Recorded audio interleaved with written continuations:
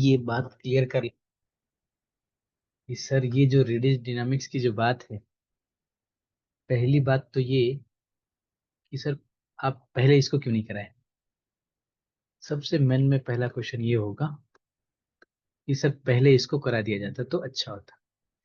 इसको कराएंगे, लेकिन मेरे हिसाब से अभी ज्यादा इंपॉर्टेंट है ये वाला। पहले इसको कराना चाहिए, बढ़िया, लेकिन इंपॉर्टेंट अभी ये वाला है, rigid dynamics of rigid body, क्योंकि इधर से क्वेश्चन फंसना है 100% श्योर। इधर से कुछ मोमेंट ऑफ इनर्शिया, इस टाइप का बॉडी, उस टाइप का बॉडी, मोमेंटल एलिप्सॉइड, इस टाइप का। अगर हम इसको कंप्लीट करने जाएं तो हम हो सके तो यहाँ पे ही आके इस पूरे कंप्लीट कर पाएंगे इसको। आज स्टार्ट करेंगे हम लोग ये डायनामिक्स ऑफ रिजिड बॉडी, ये वाले पोर्शन को। और इसमें पहले थोड़ा सा देख लेंगे कि velocity, particle velocities of rigid body क्या होता है। उसके पहले आप लोग चैप्टर का पहले नाम बताएंगे, इधर लिखेंगे। चैप्टर का नाम क्या है, क्या नाम था? Motion of rigid body, motion of rigid body, यही था ना भाई? कुछ और लिखा हुआ था।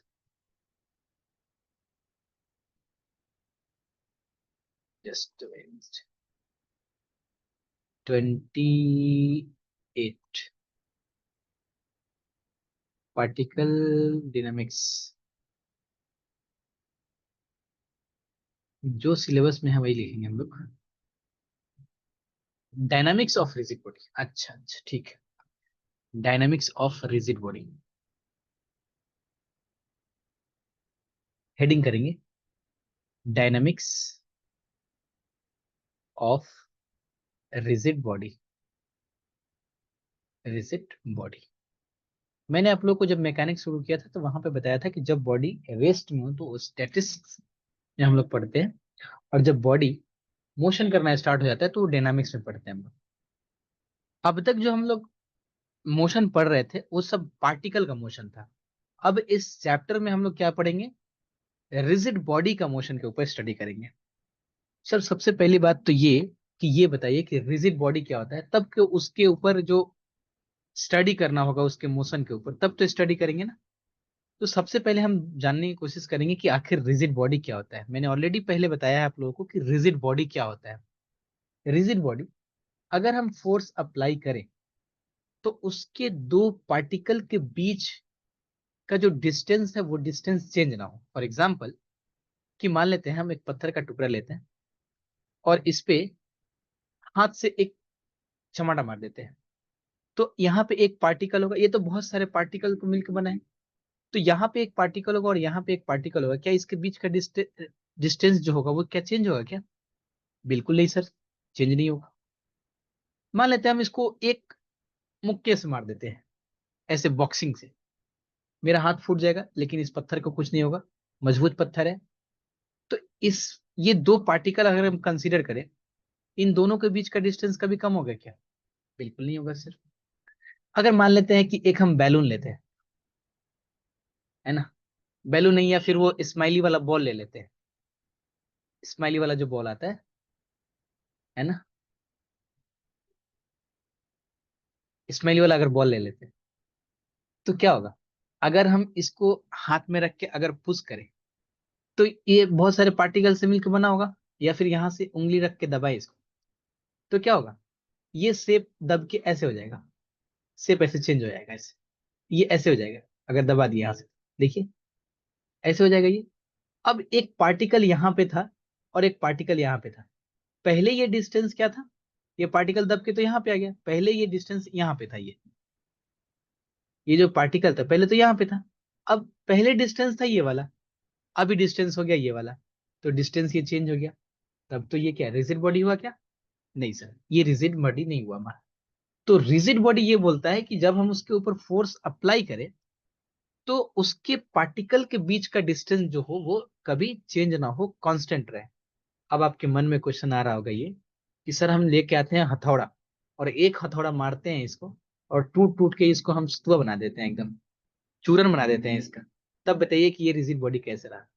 तो अगर हम बात करें रियलिटी में, कोई भी रिजिड बॉडी एग्जिस्ट नहीं करता है इन द वर्ल्ड, कोई भी रिजिड बॉडी नहीं। हाँ, हम जो फोर्स अप्लाई करते हैं उसके रिस्पेक्ट में बोलते हैं कि ये हमारा रिजिड बॉडी है।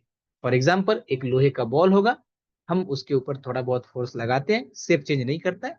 हम इतना फोर्स, मतलब अपने फोर्स को कंसीडर के साथ हम ये बात बोल पाएंगे कि हाँ ये रिजिड बॉडी है, ये रिजिड बॉडी नहीं है।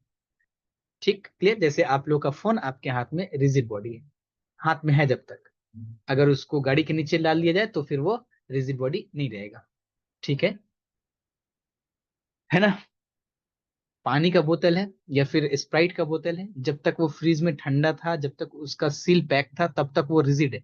जैसे सील खुल गया, वो उसको दबाने के बाद वो फिर दब जाएगा, तो फिर वो क्या, जब तक भरा हुआ है पूरा उसमें, तब तक वो क्या हो गया, फिर से रिजिड बॉडी नहीं रहा वो। ठीक, क्लियर। तो अब तक हमने बात किया सिर्फ और सिर्फ एक चीज की, वो हमारा क्या है, रिजिड बॉडी। ठीक, तो जरा सा साथ साथ लिखते भी चला जाए इसको।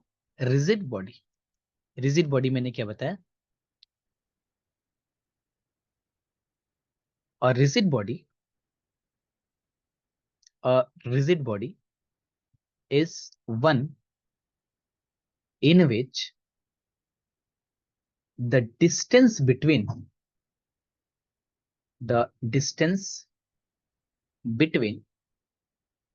any two particles remains constant।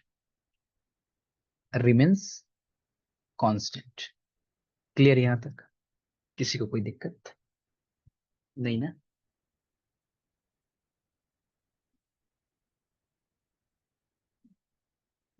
Done, done. Note करके कंफर्म करेंगे आप लोग।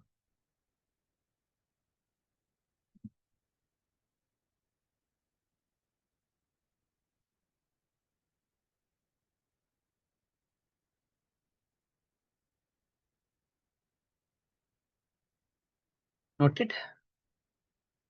Yes sir. चलिए, तो हम बात कर रहे हैं, अभी जस्ट बात की कि रिजिड बॉडी क्या होता है। हम लोग को पढ़ना है डायनामिक्स ऑफ रिजिड बॉडी, यानी कि इस रिजिड बॉडी का मोशन होगा, मोशन में आएगा। रेस्ट में रहेगा तो हम तो कहाँ पढ़ेंगे, हम तो पढ़ेंगे इसको स्टैटिक्स में। अब तक जो सर पढ़ रहे थे तो वो सब पार्टिकल के ऊपर काम चल रहा था। देखिए, कुछ भी हम ले रहे थे ना, एक पार्टिकल मतलब जहां पे पूरा का पूरा सेंटर ऑफ, मतलब एक पॉइंट पे जो मास चले रहा था, वहां पे लेके हम बात कर रहे थे। अब हम बॉडी के ऊपर बात कर रहे हैं। तो जब बॉडी की मोशन होगी तो मोशन ऑफ रिजिड बॉडी में क्या लेते हैं, बहुत स्मॉल पॉइंट पॉइंट लेके चलेंगे हम लोग, main main point. Motion of rigid body में जब भी हम बात करेंगे, motion of a rigid body, rigid body, तो वहां पे हम ट्रांसलेशन, ट्रांसलेशन और साथ साथ रोटेशनल मोशन दोनों की बात करेंगे।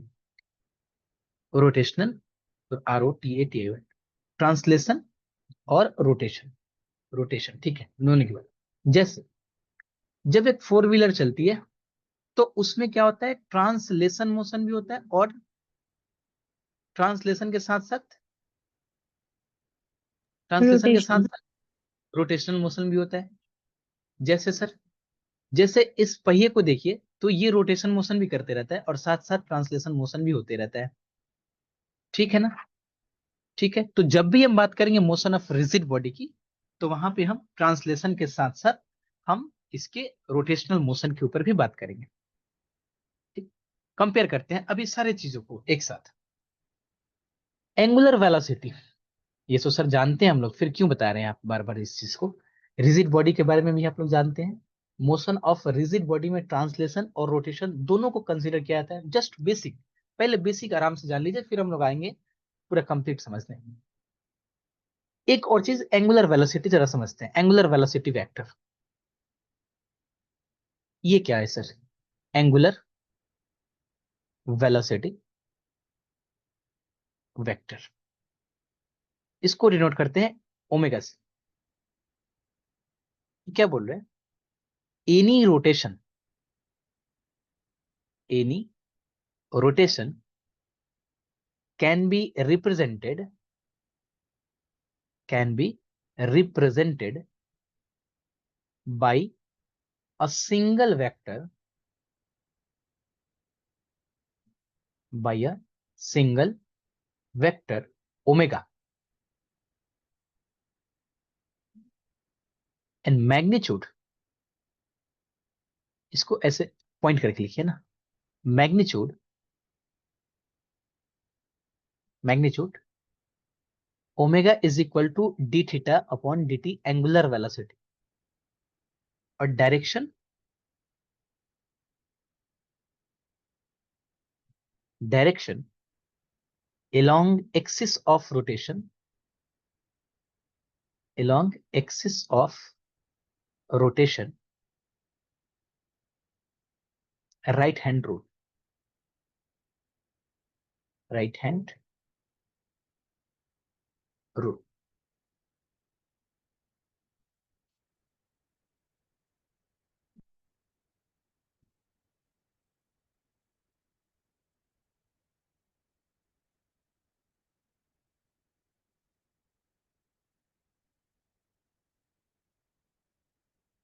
Noted? Yes sir.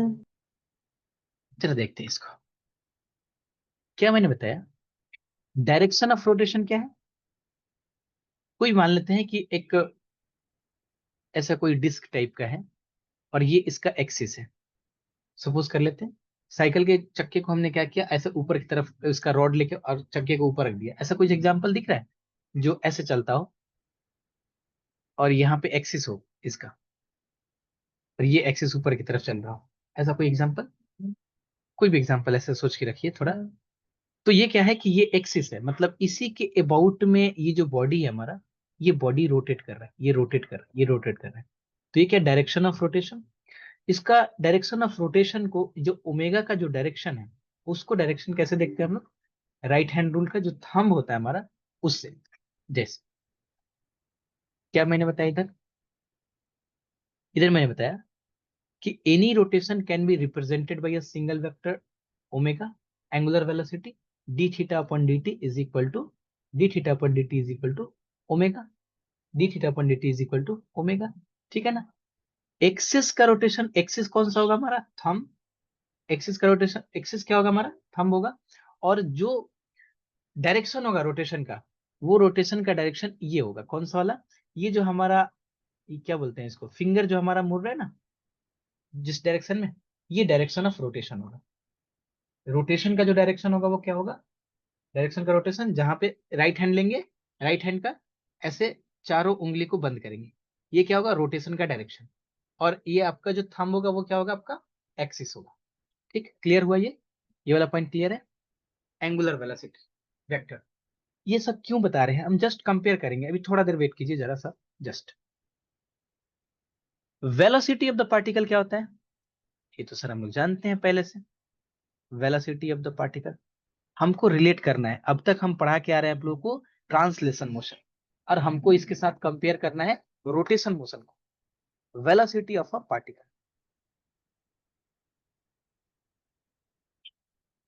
इसको सर तो वी से नोट करते हैं, और v इज इक्वल टू, अच्छा एंगुलर वेलोसिटी और रेडियल वेलोसिटी में आप लोगों को मैंने रिलेशन बताया है जब पार्टिकल डायनामिक्स पढ़ा रहे थे तब, याद कीजिएगा। v is equal to W cross R, मैंने बताया था आपको, ओमेगा और आर, ठीक है ना। और यही हमारा जब सर्कल टाइप का अगर ये हो, कर्व हो, तो ये परपेंडिकुलर हो जाता है हमारा, तो cos 90 डिग्री हो जाता है। मैंने बताया था कि v is equal to R W होता है फॉर सर्कल केस के लिए। आज भी मैंने शायद ये, आज भी मैंने बताया ना, आज तो मैकेनिक्स के क्लास में मैंने बताया इस चीज को, कि angular velocity is equal to, radial velocity is equal to R into angular velocity. ठीक, तो v is equal to W cross R radius, ठीक ना, ठीक क्लियर ना। And that imply v is equal to W into, अच्छा इसको cross product में रहने दीजिए, उसको फिर कर्व के हिसाब से चेंज करेंगे। हमारा ये क्या आ गया, v is equal to W cross, cross product होता है ये, क्रॉस आर। ठीक, क्लियर है यहां तक, अब तक क्लियर है, बताएंगे जरा। कुछ तो नया चीज नहीं बताया मैंने, कुछ नया चीज बताते तो थोड़ा सा टेंशन होता है। हाँ सर, की नया चीज बताया। अब मैंने क्या बताया, रिजिड बॉडी क्या होता है। ओके सर, रिजिड बॉडी की मोशन की बात करेंगे तो ट्रांसलेशन और रोटेशन साथ में बात करेंगे। एंगुलर वेलोसिटी डी थीटा अपन डी टी पहले से जानते हैं सर। और वेलोसिटी ऑफ द पार्टिकल अगर v हो तो v इज इक्वल टू क्या होता है, ओमेगा क्रॉस r होता है हमारा। ठीक, अब समझते हैं, थोड़ा सा इसको कंपेयर करते हैं।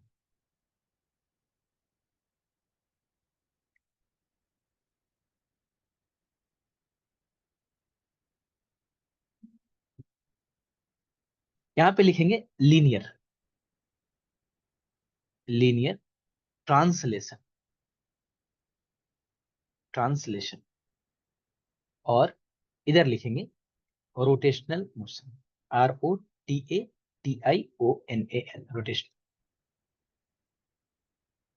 अब बताइएगा, अगर मान लेते हैं कि कोई पार्टिकल m मास का इस बॉडी पे रखा हो, m मास का कोई पार्टिकल, ठीक, m मास का कोई पार्टिकल है, और इस पे हम F फोर्स अप्लाई कर रहे हैं, एक फोर्स अप्लाई कर रहे हैं F, और ये m मास का पार्टिकल है। इसका वेलोसिटी कितना चेंज होगा, ये किसके ऊपर डिपेंड करता है। इसका जो वेलोसिटी होगा कितना चेंज होगा, ये किसके ऊपर डिपेंड करता है, इसके मास के ऊपर। इसका जो वेलोसिटी होगा कितना चेंज होगा, ये डिपेंड करेगा कि इसका मास कितना है। फोर्स अगर हम यहाँ पे अप्लाई कर रहे हैं, अगर मान लेते हैं कि मेरा ये 5 न्यूटन का फोर्स है ना, मान लेते हैं कि इसका मास क्या है, 5 kg, सपोज कर लेते हैं 5 kg है इसका, और मैंने उसको 100 न्यूटन का फोर्स लगा दिया, वैसे बहुत फोर्स है ये, तो इसका वेलोसिटी क्या होगा, तो बहुत ज्यादा। और मान लेते हैं कि 100 kg का मास है, और मैंने मतलब 90 न्यूटन का फोर्स लगाया, तो इसमें क्या होगा, कोई वेलोसिटी में क्या चेंजेस आएगा, बहुत माइनर या फिर बहुत कम, है ना। तो ये वेलोसिटी में जो चेंजेस आएगा ये डिपेंड किसके ऊपर करता है, इसके मास के ऊपर। ये सुनो, है कि ना, ये सुनो, ठीक ना, Yes, ठीक sir. ना। रोटेशनल मोशन में क्या होगा, रोटेशनल मोशन में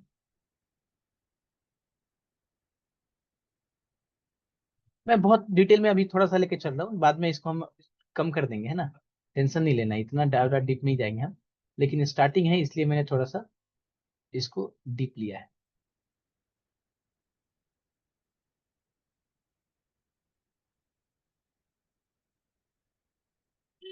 ये कोई पार्टिकल है एक्सिस के अबाउट में, और ये एक्सिस कितना है, ये एक्सिस क्या है हमारा, येलो वाला लाइन जो है वो, सपोज कर लेते हैं ये ए एक्स एक्सिस, ए एक्स।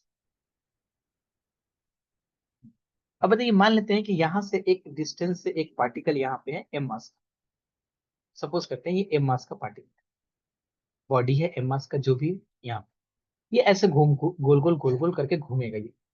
जैसे इस पे मैंने फोर्स एफ लगाया, तो इसका वेलोसिटी कितना चेंज होगा, ये डिपेंड करता है कि इस पार्टिकल का मास कितना है।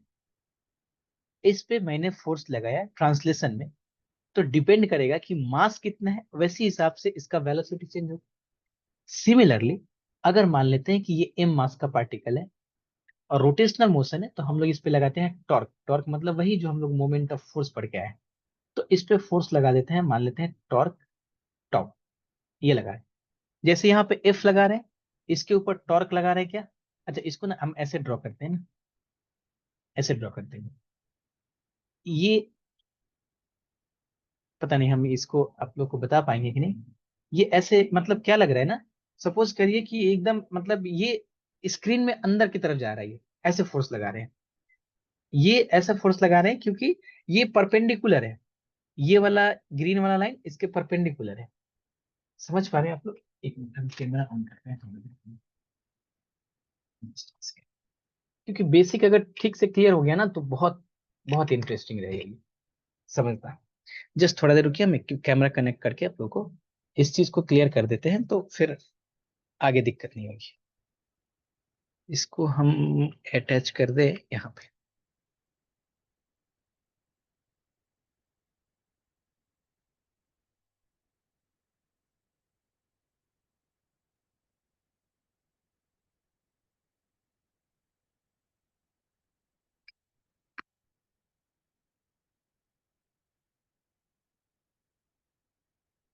जस्ट एक सेकंड।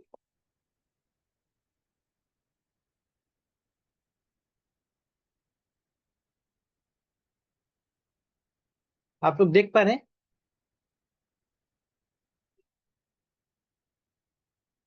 हाँ सर।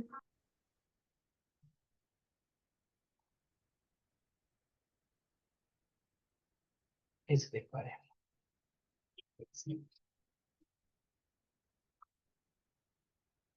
बहुत सारा बताएंगे सर।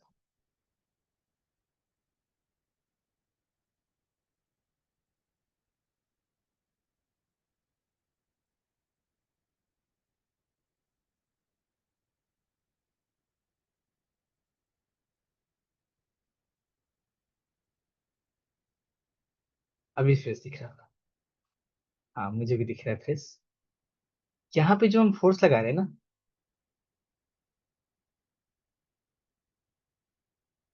यहाँ पे ये देखिए, ये ऐसे लग रहा है, ये मास के ऊपर हम ऐसे लगा रहे हैं, मतलब ये एक्सिस है एक्स, ठीक है, ये एक्स एक्सिस है, और हाँ, ये व्हाइट वाला पेन जो दिख रहा है ना,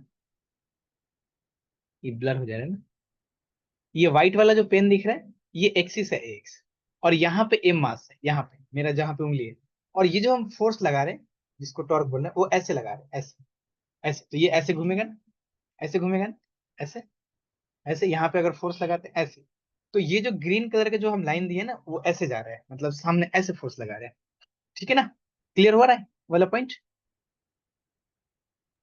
हाँ सर। हाँ सर।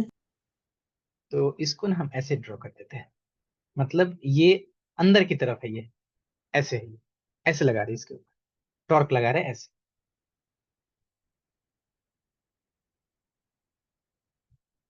देखिए, कैमरा बंद कर देते हैं।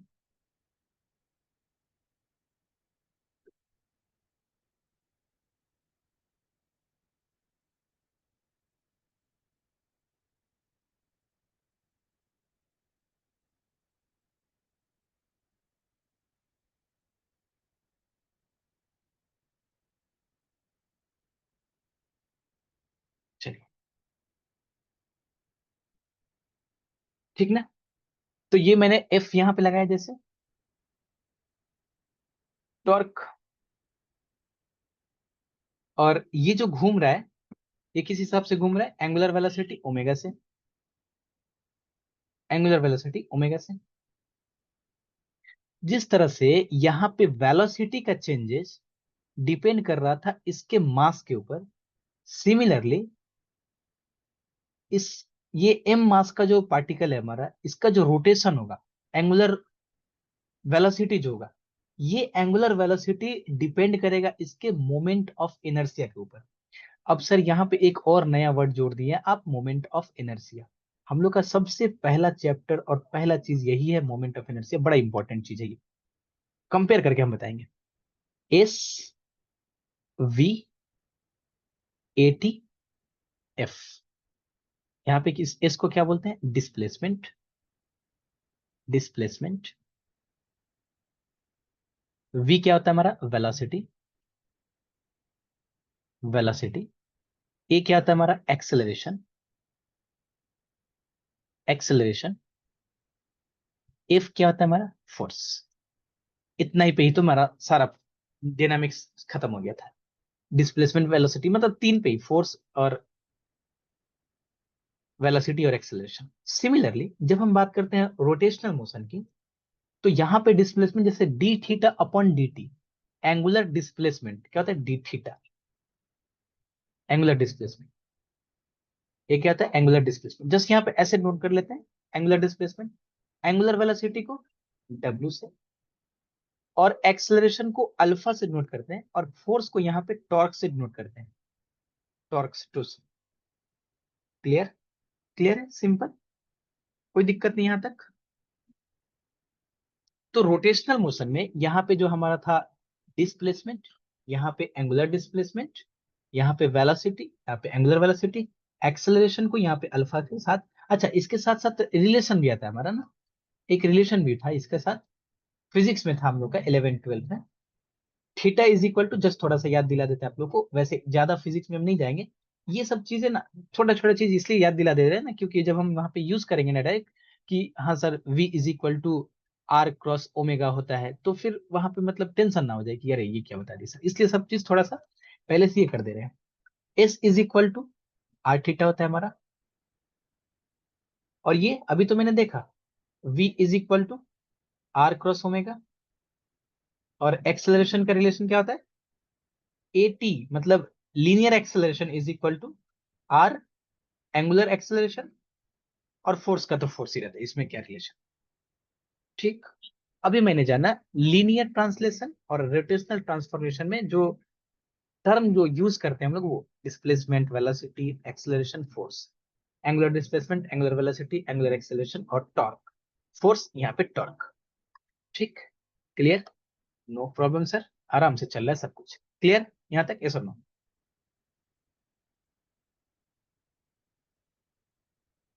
Yes sir. ठीक है, अब थोड़ा सा इतना जितना स्पेस छोड़े ना उतना छोड़ के रखिएगा जस्ट। नेक्स्ट हम लोग बात करेंगे मोमेंट ऑफ इनर्शिया के ऊपर। Moment of, moment and product of inertia कर लीजिएगा। Moment and products of inertia, products of inertia. Inertia बड़ी सिंपल सी बात है कि सबसे पहले moment of inertia of a particle की बात करेंगे, देखते हैं क्या होता है ये चीज, किस चीज का नाम है ये। मोमेंट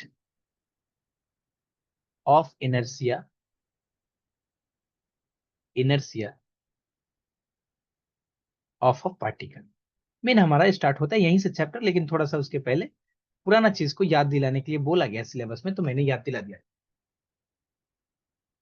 तो moment of a particle, moment of inertia of a particle, moment, moment of a force, inertia, है ना, दो वर्ड से मिलकर बनाइए। एक पार्टिकल का मोमेंट ऑफ इनर्शिया चेक करना है। अभी मैंने थोड़ा देर पहले यहाँ पे डिस्कस किया कि जिस तरह से अगर लीनियर, लीनियर मोशन में, ट्रांसलेशन मोशन में जो काम हमारा मास करता है ना m, वही काम हमारा यहाँ पे मोमेंट ऑफ इनर्शिया करता है। एग्जांपल लेंगे बहुत सारा, ढेर सारा, लेकिन इतना ही जितना से हम लोगों का काम आसान रहे, चल जाए। थोड़ा सा समझते हैं इसको, और मोमेंट ऑफ इनर्शिया पहले होता क्या चीज है वो देख लेते हैं। अगर R be the, if R be the perpendicular distance, perpendicular distance of a particle, of a particle of mass m from a given straight line,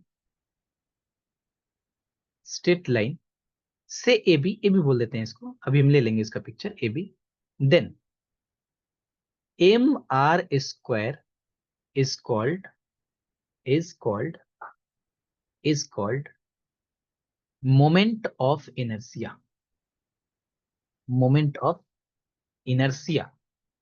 इसको हम लोग लिखेंगे एम आई से, रेडमी वाला एम आई है ना, M I of the particle, of the particle about A B. Note करके बताइएगा।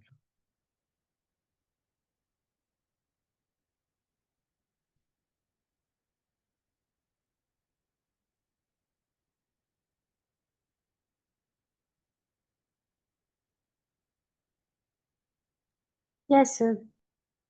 ठीक, क्लियर? चलिए, मैंने क्या बताया कि अगर, मैंने क्या बताया अभी, इसका काम हो गया है। मैंने बताया कि अगर कोई लाइन ए बी है, कोई लाइन ए बी है, मैंने बोला अगर कोई लाइन ए बी है और एम मास का पार्टिकल है, यहाँ पे एम मास का कोई अगर हमारा पार्टिकल है, और इनके बीच का जो परपेंडिकुलर डिस्टेंस है वो परपेंडिकुलर डिस्टेंस आर है, अगर परपेंडिकुलर डिस्टेंस आर है, तो moment of inertia about A B, about line A B, वो क्या होगा, एम आर स्क्वायर होगा। यही बताया ना मैंने, मोमेंट ऑफ इनर्शिया, मैंने बताया मोमेंट ऑफ इनर्शिया, इनर्शिया इसको नोट करते हैं अगर आई से, तो आई इज इक्वल टू क्या आ गया, एम आर स्क्वायर। ठीक है सर, ठीक है। अभी थोड़ा देर पहले मैंने जब डिफाइन किया मोमेंट ऑफ इनर्शिया को, तो मैंने बताया आप लोगों को कि मोमेंट ऑफ इनर्शिया जो ट्रांसलेशन मोशन में एम रोल प्ले करता है ना, मास एम, वही रोल प्ले करता है इधर रोटेशनल मोशन में मोमेंट ऑफ इनर्शिया। जरा चेक किया जाए इसको, चलिए चेक करते हैं इसको। हम लोग क्या जानते हैं, इसको साइड में ही कर चेक करिएगा, मतलब जस्ट ये फिजिक्स का पार्ट है, लेकिन थोड़ा सा हम लोग को ये चीज की जानकारी रहे तो सब्जेक्ट में थोड़ा इंटरेस्ट आता है, नहीं तो इंटरेस्ट धीरे धीरे धीरे धीरे खत्म हो जाता है। पहली क्लास में ही तो आना चाहिए इंटरेस्ट, नहीं तो फिर बाकी क्लास तो ऐसे ही क्वेश्चन ही रहता है बाकी। F is equal to M A हम लोग जानते हैं, मास इनटू एक्सेलरेशन। अगर बोथ साइड आर से मल्टीप्लाई कर दिया जाए तो क्या हो जाएगा, एम ए आर। ठीक है ना, R into F, R into F, perpendicular distance into force, perpendicular distance into force, torque वही moment, torque, and this is equal to M R, और ये जो ए है ये क्या है हमारा, एक्सेलरेशन है ना। और अभी मैंने बताया ना आप लोगों को कि एक्सेलरेशन, लीनियर एक्सेलरेशन और एंगुलर एक्सेलरेशन में क्या रिलेशन होता है, आर अल्फा, क्या, यस और नो, बताया था ना अभी मैंने, अभी तो मैंने इसके पीछे लिख के आया यहीं पे, कहाँ पे लिख के आया मैं, इधर लिख के है ना, इधर, कि एटी, मतलब यहाँ पे वीटी भी लगता है, वीटी भी लगता है यहाँ पे, तो उसका कोई दिक्कत नहीं, AT is equal to R alpha. तो यहाँ पे क्या हो जाएगा, ए की जगह पे, ए की जगह पे आर अल्फा, तो torque is equal to, torque tau is equal to, ये हो जाएगा M R square, M R square into alpha, यानी कि टाउ इज इक्वल टू, इसको अगर आई बोल दें, इंटू अल्फा, तो क्या हो जाएगा, रोटेशनल मोशन में टॉर्क फोर्स की तरह रोल प्ले करता है, तो एफ इज इक्वल टू, यहाँ पे मोमेंट ऑफ इनर्शिया मैंने बोला मास की तरह ट्रीट होता है, देखिए एम इंटू ए, मास इंटू एक्सेलरेशन, जरा से इसको कंपेयर करिए तो moment of inertia, moment of inertia translation motion में जो काम, जो काम कर रहा है, वेलोसिटी का चेंजेस वेलोसिटी का चेंजेस डिपेंड कर रहा है उस एम के ऊपर, वैसे ही मोमेंट ऑफ इनर्शिया यहाँ पे वेलोसिटी, एंगुलर वेलोसिटी का जो चेंजेस होगा वो डिपेंड करेगा इस मोमेंट ऑफ इनर्शिया के ऊपर। जस्ट वर्ड के बारे में समझने की कोशिश की हम लोग, बताइए क्लियर, ये सब, Yes, sir. चलिए। तो एक पार्टिकल का हमने देखा, अगर एक लाइन के अबाउट में मोमेंट ऑफ इनर्शिया देखना है, मोमेंट ऑफ इनर्शिया का क्या मतलब, जब हम रोटेशनल मोशन कर रहे हैं ना, रोटेशनल मोशन कर रहे हैं ना, तो रोटेशनल मोशन में क्या होता है, M R square, M R square है ये, मतलब कितना दम लगा रहा है वो घूमने के लिए, कितना दम लगाना पड़ रहा है मुझे घुमाने के लिए उसको, ठीक है ना, मतलब कितना, क्या बोलते हैं उसको, कितना ढीठ है ये, है ना। जैसे अगर मान लेते हैं, थोड़ा सा आप लोग सोच के देखिए कि अगर ये आर क्या हो, बहुत ज्यादा हो, बहुत ज्यादा हो, ये एम मास अगर मान लेते हैं कि यहाँ पे अगर कोई एक्सेस है, और ये मान लेते हैं एम मास यहाँ पे है, और इसको घुमाना हो इसके अबाउट में चारों तरफ, तो कितना मोमेंट ऑफ इनर्शिया होगा, एम आर स्क्वायर, मतलब इसको घूमने नहीं देना चाह रहा है कि नहीं भाई तुम रहो ना रेस्ट में, आराम से रहो ना, क्यों घूमना चाह रहे हो तुम। तो ये एम आर स्क्वायर मान लेते हैं कि अगर 10 रहा तो ये क्या हो जाएगा, मास अगर मान लेते हैं 5 kg है, तो 5 × 100, यानी मोमेंट ऑफ इनर्शिया क्या हो जाएगा, 5 × 500। मतलब ये चाह रहा है कि मतलब एक कुछ इसका क्वांटिटी पकड़ लेते हैं, तो 500 क्वांटिटी ये चाह रहा है कि नहीं घूमो, रेस्ट में रहो ना आराम से, क्यों घूमना चाह रहे हो। ये सिर्फ घूमने, रेस्ट में है तो रेस्ट में, इनर्शिया का मतलब क्या है, रेस्ट में है तो रेस्ट में, और घूम रहा है तो घूमते में ही। वैसे ही अगर मान लेते हैं डिस्टेंस यहाँ पे आ जाए, ये डिस्टेंस यहाँ पे आ जाए, तो इसका मोमेंट ऑफ इनर्शिया क्या हो जाएगा, अगर ये 5 हो जाए तो इसका मोमेंट ऑफ इनर्शिया हो जाएगा, मास अगर 5 kg है तो 25 यूनिट, जो भी यूनिट हो हमारा। ठीक, अब हम लोग सिस्टम ऑफ पार्टिकल पे निकालते हैं, ये सब रही फिजिक्स की बातें डीपली। फिजिक्स जब पढ़ेंगे, मैकेनिक्स जब पढ़ेंगे, तो वहां पे बहुत इसको और डिटेल में पढ़ाया जाएगा। मैं तो कुछ नहीं, 5% आप लोग को मोमेंट ऑफ इनर्शिया के बारे में बता रहा हूँ। फिर भी इतना बता रहे हैं क्योंकि कोई प्रॉब्लम नहीं होगा कहीं पे भी, मतलब ये नहीं होगा कि सर ये तो जानते ही नहीं है कि रोटेशनल और लीनियर वाले में ये ऐसा रिलेशन होता है। कुछ भी पॉइंट की पॉइंट छोड़ के नहीं जा रहे हैं हम, जो काम का लगेगा वो सब दे रहे हैं। नेक्स्ट हम बात करेंगे moment of inertia. Moment of inertia, inertia of a system, of particles, system of particles, moment of inertia of a system of particles।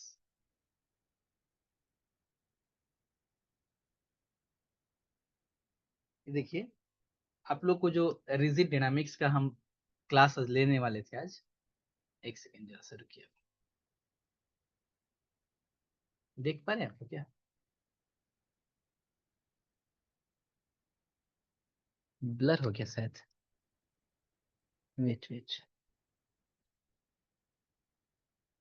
इसका कैमरा ऑन कर लेते हैं।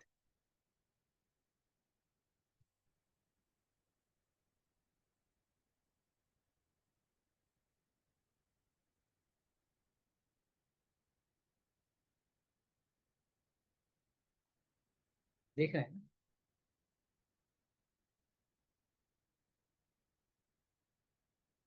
ये देखिए, दिख रही? कितने मैंने बुक देखा है, आज स्टार्ट करना है तो ये वाला बुक है किनका? ये ब्लर क्यों हो जा रहा है इतना? एमएल खन्ना सर का रिजिड डायनामिक्स का बुक है, ऐसे क्यों हो रहा है भाई? ये वाला एमएल खन्ना सर का। फिर मैंने ये देखा मोतियूर रहमान सर का बुक, उल्टा दिख रहा है, ऐसा सीधा, हाँ, सीधा ही दिख रहा है। मोतियूर रहमान सर का बुक है ये आपका कृष्णा सीरीज का, जो ज्यादातर यूपीएससी वगैरह में चलता है। ये मैंने देखा है इनका बीडी शर्मा और बीएस त्यागी सर का। और ये आपका उत्पल चटर्जी सर का। ये लगभग मैंने 2 4 5 बुक देखा है कि कोई चीज ऐसा पॉइंट छूट ना जाए। जैसे हर कॉलेज में तो अलग अलग बुक मतलब बताया गया होगा या फिर पढ़ाया गया होगा। एक और है नीचे, गोल्डस्टीन का क्लासिकल मैकेनिक्स बोल के, उसमें भी रिजिड का कुछ पार्ट है, लेकिन वो इतना नीचे था कि मैं उसको निकाल नहीं पाया। तो फिर कभी देखेंगे उसको।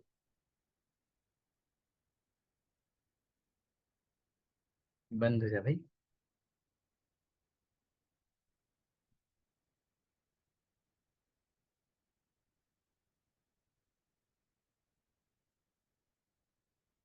चलिए, हम बात कर रहे थे moment of inertia of a system of particle. तो सिस्टम ऑफ पार्टिकल्स के लिए देखना है तो क्या होगा, मान लेते हैं कि ये कोई एक्सिस है ए बी, और सिस्टम ऑफ पार्टिकल्स का मतलब क्या है? ये है ए बी।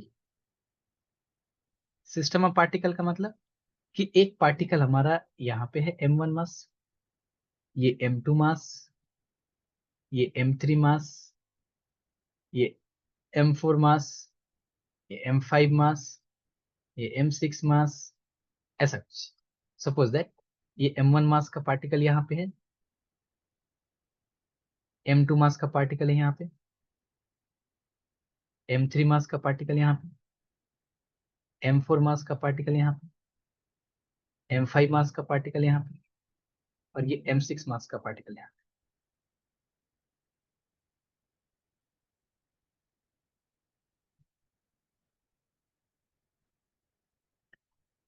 परपेंडिकुलर डिस्टेंस है इसलिए थोड़ा सा इसको काट लेते हैं।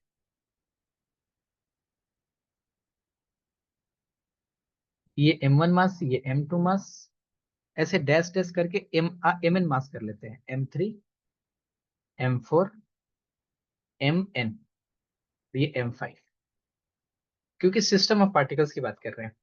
ये r1 डिस्टेंस है, ये r2 डिस्टेंस है, ये r3 डिस्टेंस है, ये r4 डिस्टेंस है, परपेंडिकुलर डिस्टेंस ये r5 है, और ये rn है। ठीक है ना, ये एक्सिस है ए बी। तो अगर हमें इस सिस्टम ऑफ पार्टिकल्स का मोमेंट ऑफ इनर्शिया फाइंड करना हो, मोमेंट ऑफ इनर्शिया को डिनोट करते हैं आई से। तो अगर हम सिर्फ बात करें इसकी मोमेंट ऑफ इनर्शिया तो क्या हो जाएगा, m1 r1 स्क्वायर। फिर सर बात करें लेफ्ट साइड ऊपर में उस एमएन है। हाँ mn। Okay okay. अभी सुरेश ना बोले ना अभी। है सर। अच्छा अच्छा ठीक है चलिए, ये mn है, mn और perpendicular distance rn, m2 r2 square. Problem होगा बंगाली में भी पूछ सकते हैं, कोई दिक्कत नहीं है ना। ये m3 r3 का square perpendicular distance plus dash dash dash dash mn r to the power mn mass और r to the power n, ओहो सॉरी rn का स्क्वायर हो जाएगा, ठीक ना। इसको सर ऐसे लिखा जा सकता है बेटर तरीके से कि summation of i is equal to 1 to n और एम आई आर आई का स्क्वायर, यानी कि सिस्टम ऑफ पार्टिकल का जो मोमेंट ऑफ इनर्सिया होगा वो मोमेंट ऑफ इनर्सिया क्या हो जाएगा, i is equal to 1 to n M I R I का स्क्वायर। अब तक हमने सिर्फ रिजिड डायनामिक्स के कुछ वर्ड्स को जाने हैं, और वेलोसिटी एक्सेलरेशन कैसा दिखेगा, फोर्स टॉर्क कैसा दिखेगा, इन सब के ऊपर जस्ट मैंने थोड़ा सा बात किया। और सबसे पहला कंसेप्ट की तरफ हम लोग बढ़े हैं, और वो कंसेप्ट था हमारा मोमेंट ऑफ इनर्शिया। सिलेबस में भी वही चीज बताया है कि मोमेंट ऑफ इनर्शिया के ऊपर बात करना है। क्लियर, ये मोमेंट ऑफ इनर्शिया है। R1 R2 के बारे में थोड़ा सा चाहे तो लिख सकते हैं कि where R1 R2 dash dash dash Rn be the perpendicular distance of the particles।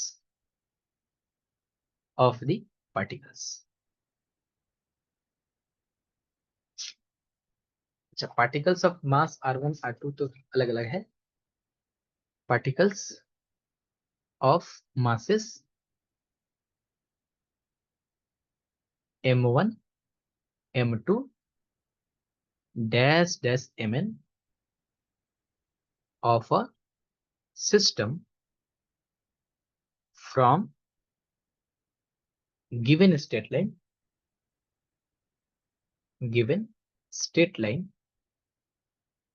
AB, then summation I is equal to 1 to n m I r I का square is called moment of inertia, mi करके भी लिखेंगे हम लोग, of the system of particles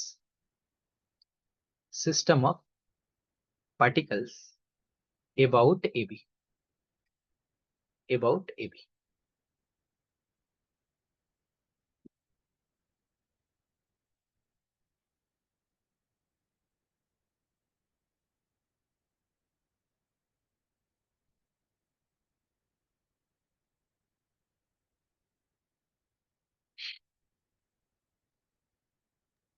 हाँ sir, हो गया।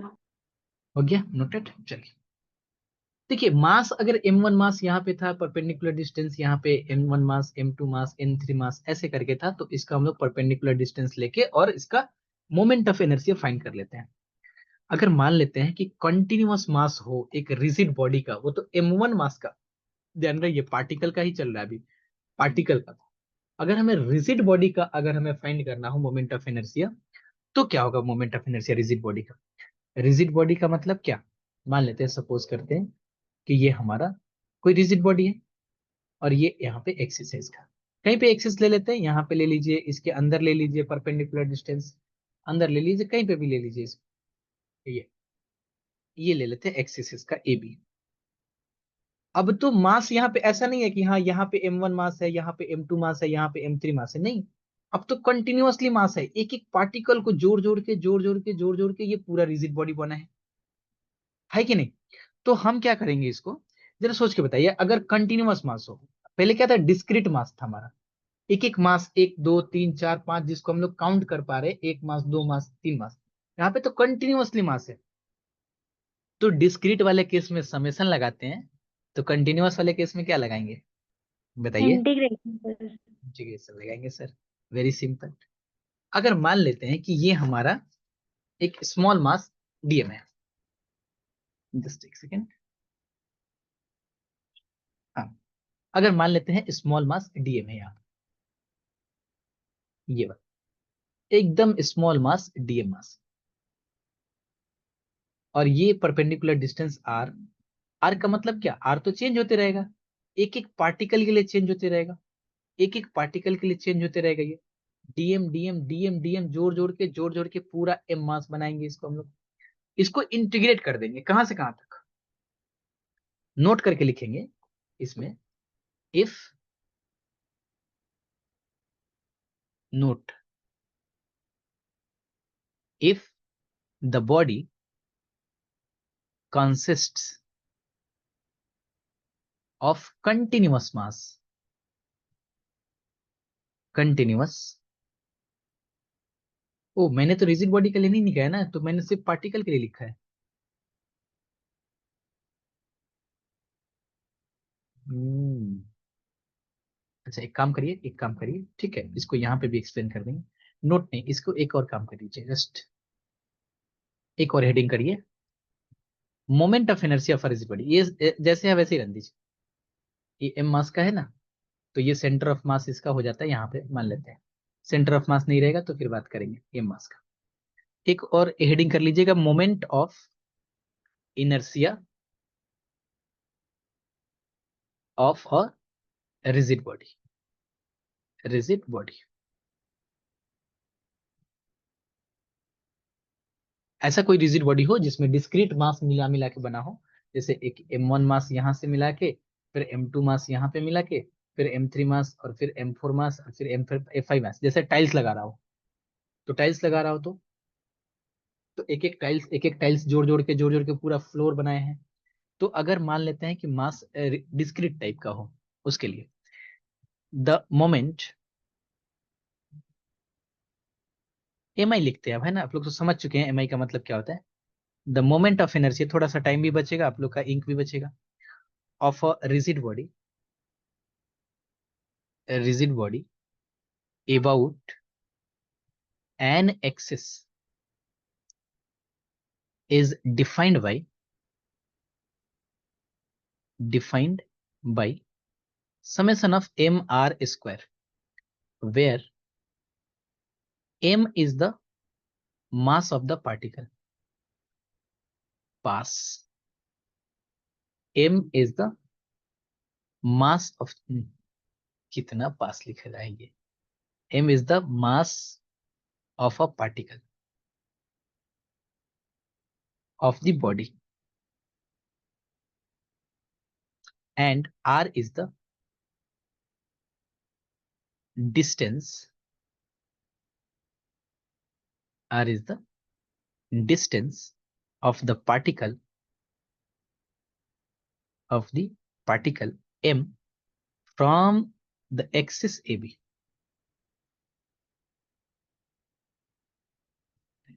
The summation, the summation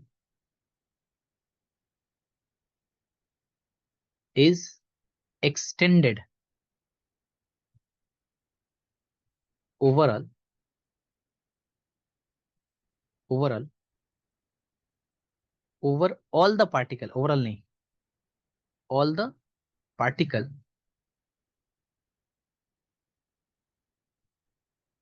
of the body.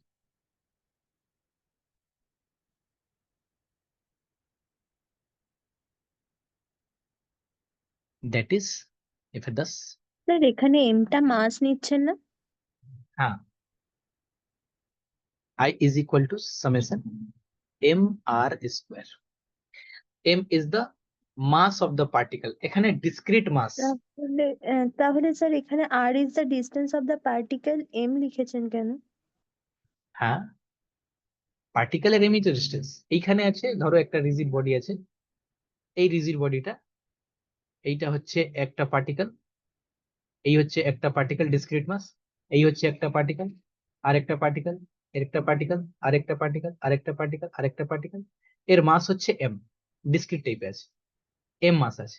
General কেসে ধরলাম এই এটা এক্সিস, তা ডিস্টেন্স আর হয়ে গেল এটা, তাহলে M summation M R square, বুঝলে তো, এটা M1 থাকলো, সামেশন লাগানো আছে তো, এটা R1 হলো, এটা R2 হলো, এটা R3 হলো, এটা R4 হলো, এই জন্য সমেশন এম আর স্কোয়ার লিখলাম, হ্যাঁ জেনারেল হ্যাঁ কেসে তো লেখা সেটা যায়। বুঝতে পেরেছি। হ্যাঁ আমি বলতে চাইছি ওই যে হ্যাঁ, ফোর্থ লাইনে দেখুন, ওই the distance of the particle M আছে, মানে ওটা কেন? R the distance of the particle M, হ্যাঁ, from the axis A B. এটা তুমি বলছো এটা লিখতে নাকি, M I R sir R I square লিখুন এটা। হ্যাঁ হ্যাঁ ওরকম লিখলেও হয়। হ্যাঁ, তো সমেশন দিলে তো আমি তো এটাও লিখতে পারি না, এম আর স্কোয়ার, এটা দুটাই মানে তো সেম। হ্যাঁ হ্যাঁ মানে একটাই মানে এম আছে, ঠিক আছে। হ্যাঁ হ্যাঁ, ठीक। এটা ডিসক্রিট কেসের জন্য। এবার इस बार, अब की बार नोट करके लिखेंगे वो वाला चीज। If the body, if the body, दीप्तरा जैसे क्लास है, if the body consists of continuous mass,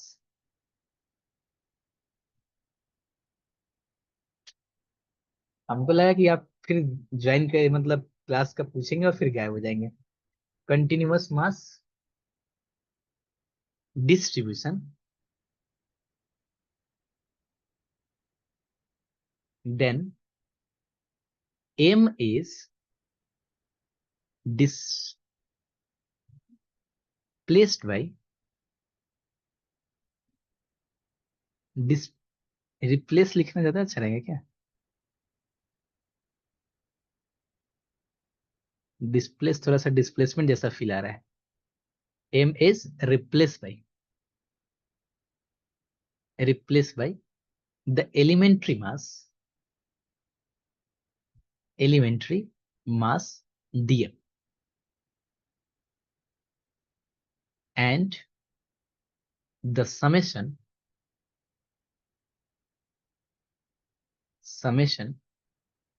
is replaced by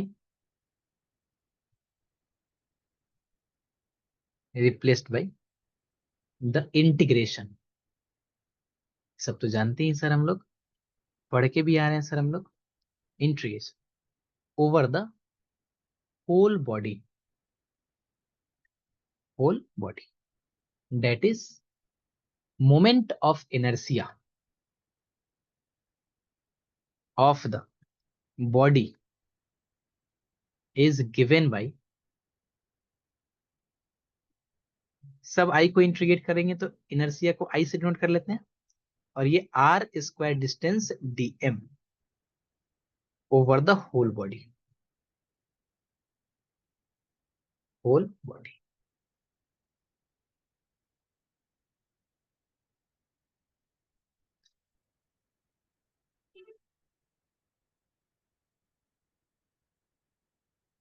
where dm is the mass of infinitesimal, very small, very small, infinitesimal। इसको मतलब एक्चुअली में ये पूरा वर्ड होता है इनफाइनाइटली स्मॉल एलिमेंट, लेकिन इसको साथ में कर दिया, मिला दिया इसको, पता नहीं कब से मिला ये, small element of the body, and r is the distance of the elementary mass from the given axis।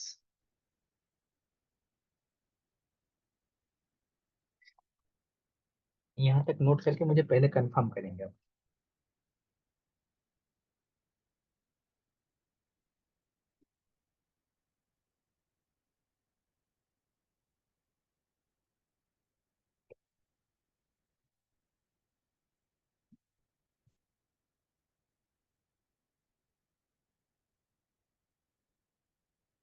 Sir হয় DM is the mass of, তারপর বুঝতে পারছি না কি লিখেছে। Mass from the given axis. अच्छा, when where DM is the mass of infinitesimal. अच्छा, हम दोबारा भी लिख दें क्या? ऐसा कर लीजिए, इसको ना मेरे हिसाब से ऐसे लिख लीजिए, बट वो इनफाइनिटेसिमल ही होता है। इसको लिख लीजिए इनफाइनाइटली स्मॉल, तो बहुत छोटा मास है। इनफाइनाइटली स्मॉल एलिमेंट, ये वाला। नहीं तो इनफाइनिटेसिमल वर्ड भी यूज करते हैं इनफाइनाइटली स्मॉल को, मतलब बहुत ही बहुत बहुत छोटा के लिए ये वर्ड यूज करते हैं, इनफाइनाइटली स्मॉल।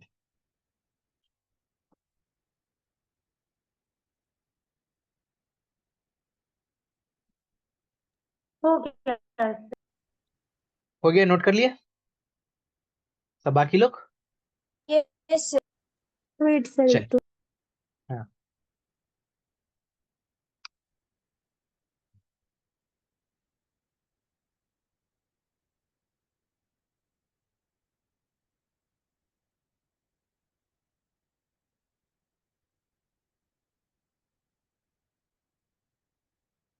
नोटेड।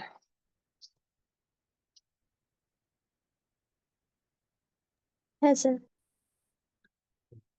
अब तक मैंने जितना बात बताया ना आप लोग को, जितना भी बात बताया, उसमें से नोट्स में तो मैंने मेन मेन पॉइंट नोट कराया है।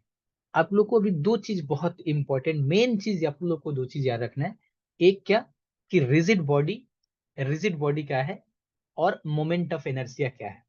Moment of inertia is equal to होता है मास इनटू जो भी मास है, और जो भी जिस एक्सिस के अबाउट में निकालना है मोमेंट ऑफ इनर्शिया, उसका परपेंडिकुलर डिस्टेंस, बस इतना ही ध्यान रखना है।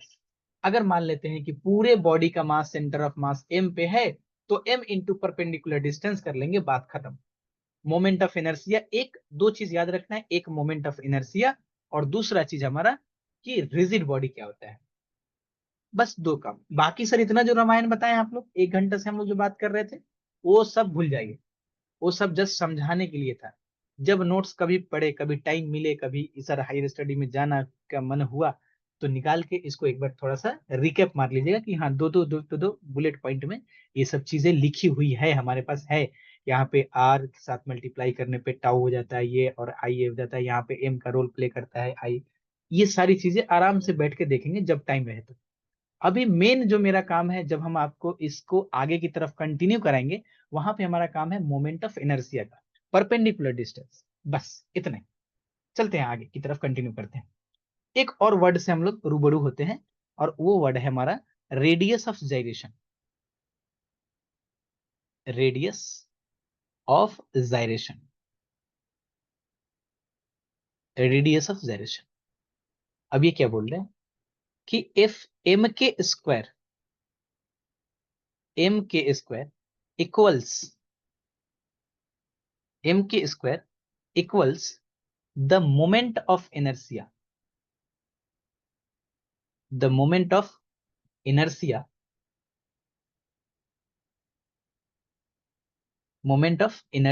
inertia of a rigid body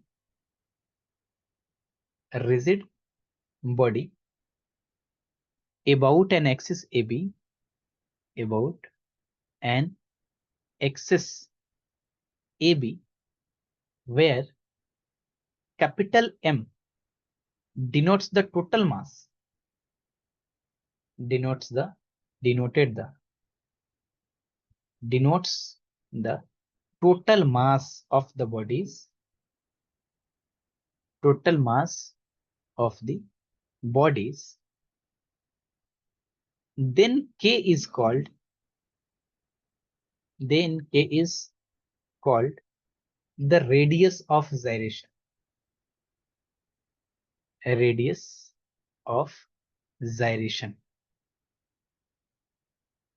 of the body,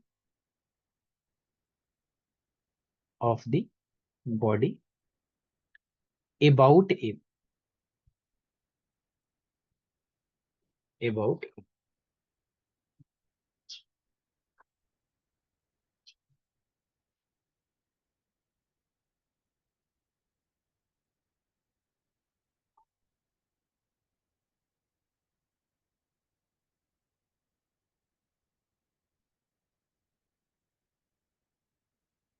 yes sir. अब आप लोग के मन में यहाँ पे क्वेश्चन ये आएगा कि सर ये क्या बात है, M K square radius of gyration है के यहाँ पे, तो सर एम आर स्क्वायर अगर मोमेंट ऑफ इनर्शिया है तो वही आर तो रेडियस ऑफ जायरेशन में हो जाएगा। ऐसा दिमाग में आ रहा होगा आप लोग के, मैं ये बोल रहा हूँ, क्या आ रहा है कि नहीं ऐसे? नहीं, ये बात यहाँ पे ये बोल रहा है कि देखो, एक सेकंड के लिए हम थोड़ा सा मान लेते हैं मोमेंट ऑफ इनर्शिया किसी बॉडी का। जैसे एक रॉड का जो मोमेंट ऑफ इनर्शिया होता है अबाउट पॉइंट ओ, या फिर एक पॉइंट ए बी के, मान लेते हैं एक मोमेंट ऑफ इनर्शिया है एम आई किसी भी बॉडी का, 4m² 4ma² 3, जस्ट मान लेते हैं किसी भी बॉडी का है, मान लीजिए कि मोमेंट ऑफ इनर्शिया है किसी का। तो बोल रहा है कि मोमेंट ऑफ इनर्शिया ये अगर है तो रेडियस ऑफ जायरेशन क्या होगा, तो इसको इक्वल करना है m² is equal to 4ma²/3। ठीक, ये m से ये m कैंसिल, यानी k² is equal to 4a²/3, मतलब k is equal to 2a/√3। तो ये जो 2a/√3 आया, ये हमारा क्या निकल के आया, रेडियस ऑफ जाइरेशन निकल के आया।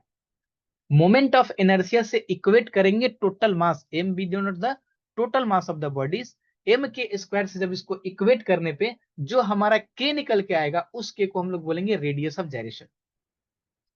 क्लियर, कोई डाउट नहीं? अब मेन है कि सर इसको थोड़ा सा पिक्चर वगैरह में दिखाएंगे तो ज्यादा फिजिक्स हो जाएगा, वो उस ज्यादा फिजिक्स की तरफ चले जाएगा, इसलिए जस्ट वर्ड जानना है हम लोग को कि रेडियस ऑफ जाइरेशन क्या होता है। ठीक, टोटल मास का समझ में भी आ रहा है कि रेडियस टाइप का होगा, एक रेडियस टाइप का जाइरेशन का एक वर्ड है कुछ, मतलब इसका मीनिंग होता होगा कुछ। टोटल मास, टोटल मास लेते हैं, टोटल मास लेते हैं, और वही जो रेडियस ऑफ जाइरेशन जिस वर्ड का हम बात कर रहे हैं, इनटू रेडियस ऑफ जाइरेशन का स्क्वायर अगर मोमेंट ऑफ इनर्शिया के इक्वल हो, तो इस के को, जो हमारा के निकल के आएगा, इसको बोलेंगे रेडियस ऑफ जाइरेशन। क्लियर? अब तक तीन बातें ध्यान रखना है, एक तो रिजिड बॉडी क्या होता है, दूसरा moment of inertia of any particle क्या होता है, और तीसरी बात मोमेंट रेडियस ऑफ जाइरेशन क्या होता है। तीन बातें हम लोग अब तक समझ लिए, यस सुनो, चलिए आगे, नोट कर लिया आप लोग? हाँ सर। नेक्स्ट, आगे चलते हैं हम लोग प्रोडक्ट ऑफ इनर्शिया की तरफ। अब ये क्या चीज है सर, अभी तो मोमेंट ऑफ इनर्शिया समझ के आए, अभी सर प्रोडक्ट ऑफ इनर्शिया बता दिए। Product, PRODUCT, product of inertia,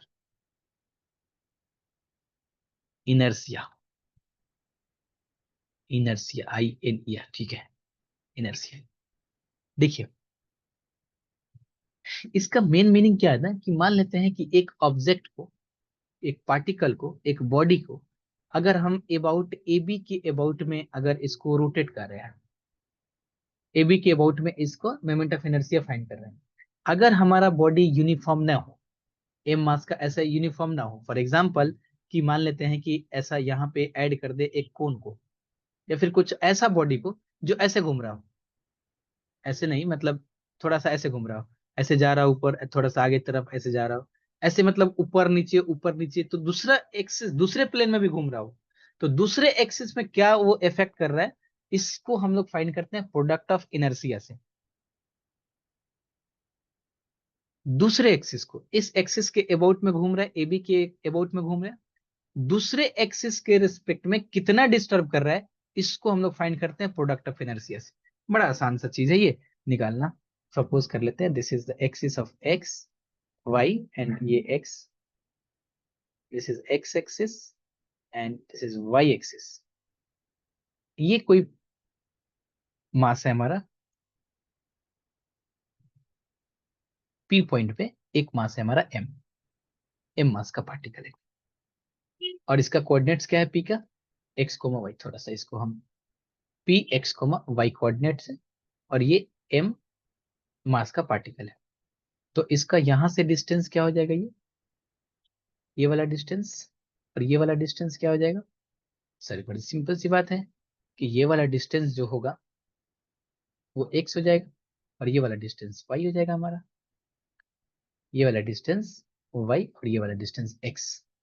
बड़ी सिंपल सी बात है कि इसका जो प्रोडक्ट ऑफ इनर्शिया होता है, मास इनटू परपेंडिकुलर डिस्टेंस, जो दोनों एक्सिस है हमारा उसके इक्वल होता है। फॉर एग्जांपल लिख लेते हैं जरा सा इसको भी, कि late OX and OY be two mutually perpendicular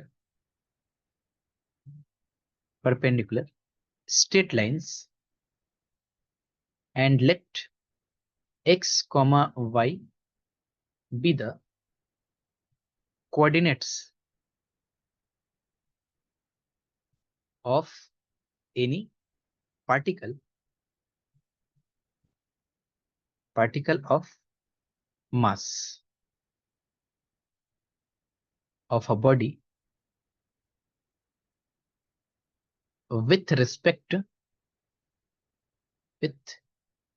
to OX, OY as coordinates axis. Then the product of inertia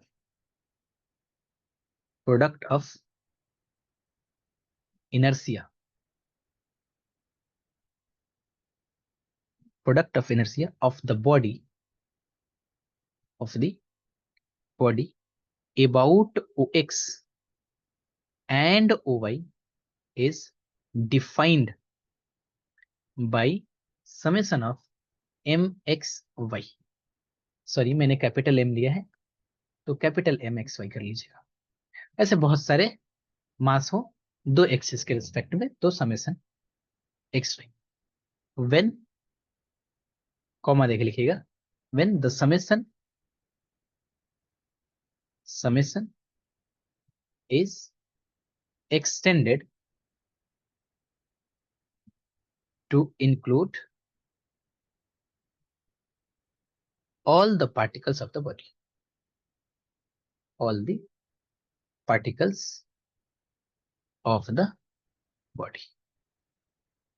ठीक।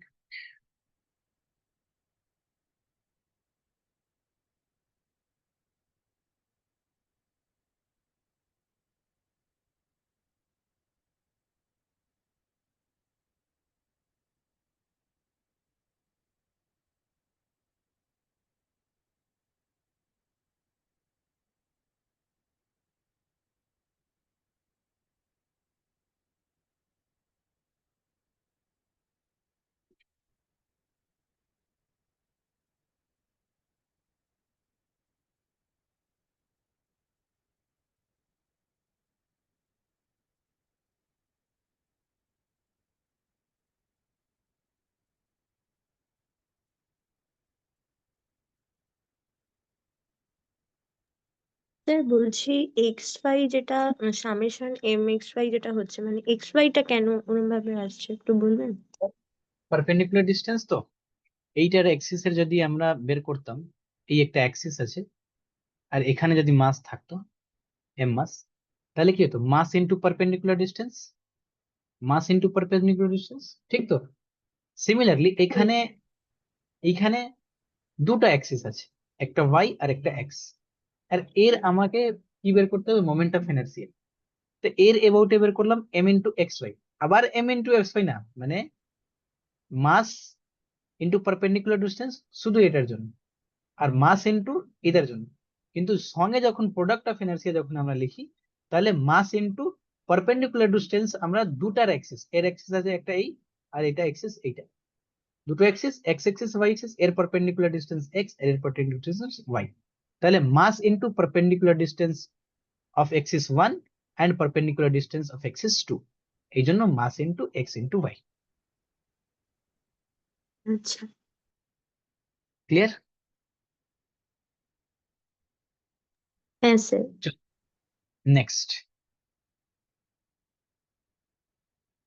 नेक्स्ट हम लोग बात करेंगे, अब तक 4 बातें हो गई। रिजिड बॉडी क्या होता है, मोमेंट ऑफ इनर्शिया क्या होता है, रेडियस ऑफ जाइरेशन क्या होता है, प्रोडक्ट ऑफ इनर्शिया क्या होता है। नेक्स्ट बात करेंगे हम लोग, ये भी बहुत इंटरेस्टिंग। अब लगभग ये यहाँ से क्वेश्चन स्टार्ट हो ही जाता है, मतलब अब हो गया इतना कंसेप्ट। उसके बाद पैरेलल एक्सिस थ्योरम है, परपेंडिकुलर एक्सिस थ्योरम है। जब आएंगे तो अब फिर क्वेश्चन चलेगा कुछ दिन तक, और फिर पैरेलल एक्सिस थ्योरम और परपेंडिकुलर एक्सिस थ्योरम आएगा। ये जस्ट क्वेश्चन की तरह ही समझिए आप। Moment and product of inertia बोल रहा है, moment and product of inertia inertia with respect to three mutually perpendicular axes. Three mutually perpendicular axes. Perpendicular axis. क्या फाइंड करना है? हमें फाइंड करना है दो चीज, moment inertia, product of inertia, किसके अबाउट में, किसके रिस्पेक्ट में, थ्री म्यूचुअली परपेंडिकुलर एक्सिस के अबाउट में। मतलब सर मजा आने वाला है इसको करके।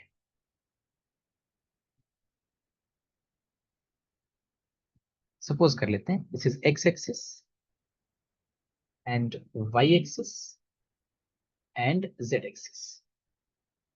कोई पार्टिकल अगर थ्री डायमेंशन में है तो वो कहां पे होगा?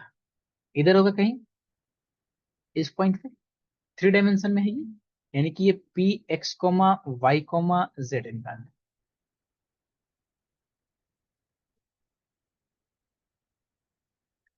एम मास का पार्टिकल है, स्मॉल एम ले लेते हैं, स्मॉल एम मास का पार्टिकल।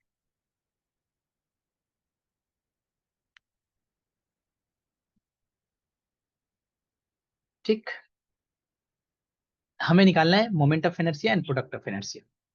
पहले तो थोड़ा सा इसके बारे में लिख लिया जाए कि let O X O Y, मैंने यहाँ पे लिया O X O Y and O Z be three mutually perpendicular axis, perpendicular axis, and let x comma y comma z, p कर लेते हैं पे p x comma y comma z be the coordinates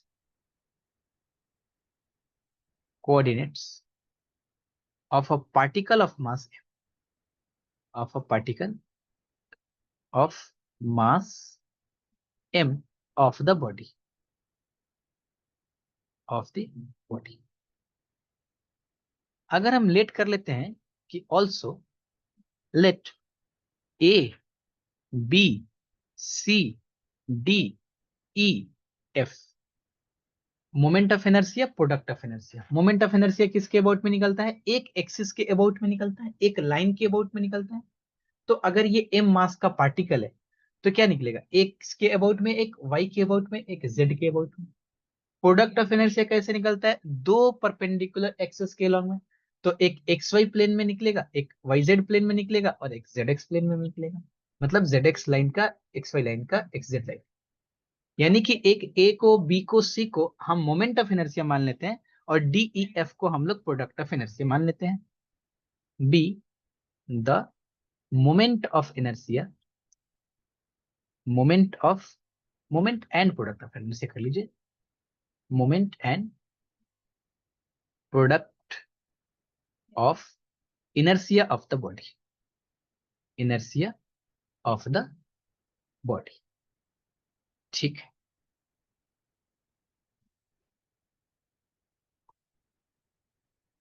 about the axis, about the axis ox oy and oz। इसको पहले आप लोग note करिए, फिर आगे की तरफ इसकी बात करते हैं। हाँ सर हो गया।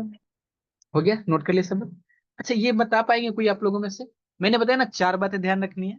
रिजिड बॉडी किसको बोलते हैं, मोमेंट ऑफ इनर्शिया क्या होता है, प्रोडक्ट ऑफ इनर्शिया क्या होता है, और चौथी बात है रेडियस ऑफ जायरेशन ना। एक दो तीन, चौथी बातें क्या थी भाई? चौथी बातें अभी कुछ हुआ नहीं है क्या शायद? अच्छा जो भी हो। अच्छा आप लोग में से बता पाएंगे कि ये एम मास का एक्स एक्सिस के अबाउट में मोमेंट ऑफ इनर्शिया क्या होगा? कोई भी? Sir M X square. M X square, जैसे इनका कहना है sir M into X square. और कोई बता पाएंगे? हाँ sir M into X square. और कोई बता पाएंगे? और कोई? और बताएंगे नाजिफा?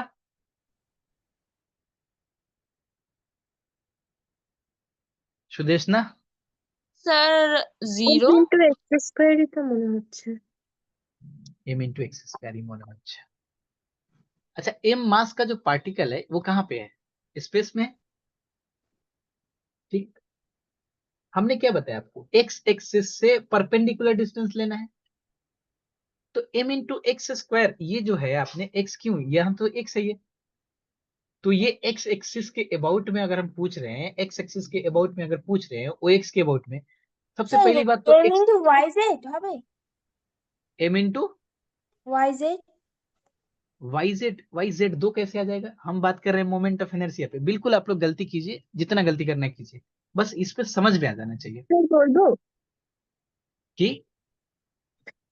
m into x square plus y square plus z square. ना। और कोई बताएंगे? m into X square plus Y square, कुछ हद तक सही तक जो पहुंचे हैं, लेकिन थोड़ा सा x square plus y square plus z স্কয়ারের হোল স্কয়ার হবে মেবি। और कोई बता पाएंगे क्या? देखिए, परपेंडिकुलर डिस्टेंस किससे पूछ रहा है हमसे, किससे पूछ रहा है ये? एक्स, ओ एक्स लाइन से। जरा सा सोच के देखिए, अगर इस ओ एक्स लाइन को थोड़ा बड़ा कर তাহলে देते हैं, mx টু দি পাওয়ার 4 হবে না? देख लेते हैं। यानी कि परपेंडिकुलर डिस्टेंस, यानी कि यहां से अगर परपेंडिकुलर डिस्टेंस इस पे ड्रॉ करें तो वो क्या होगा, ये एक्स एक्स ओ एक्स लाइन पे वो क्या होगा, ये वाला डिस्टेंस होगा इसके साथ। कौन सा वाला डिस्टेंस? यहां से y कितना पहुंचा है और फिर z ऊपर की तरफ कितना उठा है, ये यही तो परपेंडिकुलर डिस्टेंस होगा ना पाइथागोरस थ्योरम के हिसाब से, ये वाला।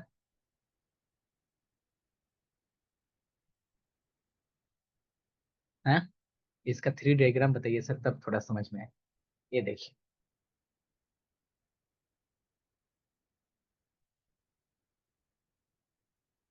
ये y ऊपर की तरफ ये ऐसे चला है ना, y कुछ चला है, y कुछ चला है ये, और फिर z कुछ ऊपर की तरफ गया है। हमें क्या चाहिए होता है? परपेंडिकुलर डिस्टेंस चाहिए होता है मुझे, परपेंडिकुलर डिस्टेंस। तो क्या होगा इसका परपेंडिकुलर डिस्टेंस? यहां से कैमरा ऑन कर देते हैं थोड़ा देर के लिए, फिर से नहीं y समझ में आएगा। Square plus sir m into y square plus z square very good, उसका रूट होगा, उसका बाद फिर स्क्वायर होगा, क्योंकि परपेंडिकुलर डिस्टेंस है ना। क्योंकि जब इसका पाइथागोरस थ्योरम के हिसाब से ये डिस्टेंस जब हम फाइंड करेंगे यहां से, ये परपेंडिकुलर डिस्टेंस, तो ये क्या हो जाएगा, ये डिस्टेंस है हमारा y और ये डिस्टेंस है हमारा z। तो जब ये डिस्टेंस फाइंड करेंगे तो ये हो जाएगा Y square plus Z square का रूट, ठीक है ना। और ये परपेंडिकुलर डिस्टेंस हो गया, और m मास का पार्टिकल है तो m इंटू आर स्क्वायर करेंगे तो फाइनली ये रूट हट जाएगा, तो m into Y square plus Z square होगा। क्या समझ पा रहे हैं आप लोग, या फिर कैमरा ऑन करें थोड़ा देर के लिए? बताइए, হ্যাঁ समझ गए? স্যার হুম क्लियर हो गया ये वाला पॉइंट? पिक्चर ड्रॉ करना पड़ेगा क्या इसका? मतलब ऐसा हम कुछ ड्रॉ करके कोशिश करते हैं। ये डिस्टेंस है x, 2 डायमेंशन में ड्रॉ करना थोड़ा सा चैलेंजिंग हो जाता है। ये डिस्टेंस x और ये डिस्टेंस हमारा z। तो ये वाला पॉइंट क्या हमारा, ये वाला डिस्टेंस हो गया y, यानी ये x कॉमा y कॉमा 0। और यहां से ये परपेंडिकुलर डिस्टेंस ड्रॉ किए यहां से, तो क्या हो जाएगा, वाई स्क्वायर और प्लस जेड स्क्वायर का, नहीं यहाँ पे वाई स्क्वायर नहीं करना है, ये वाई और इसको जेड कर लेना है।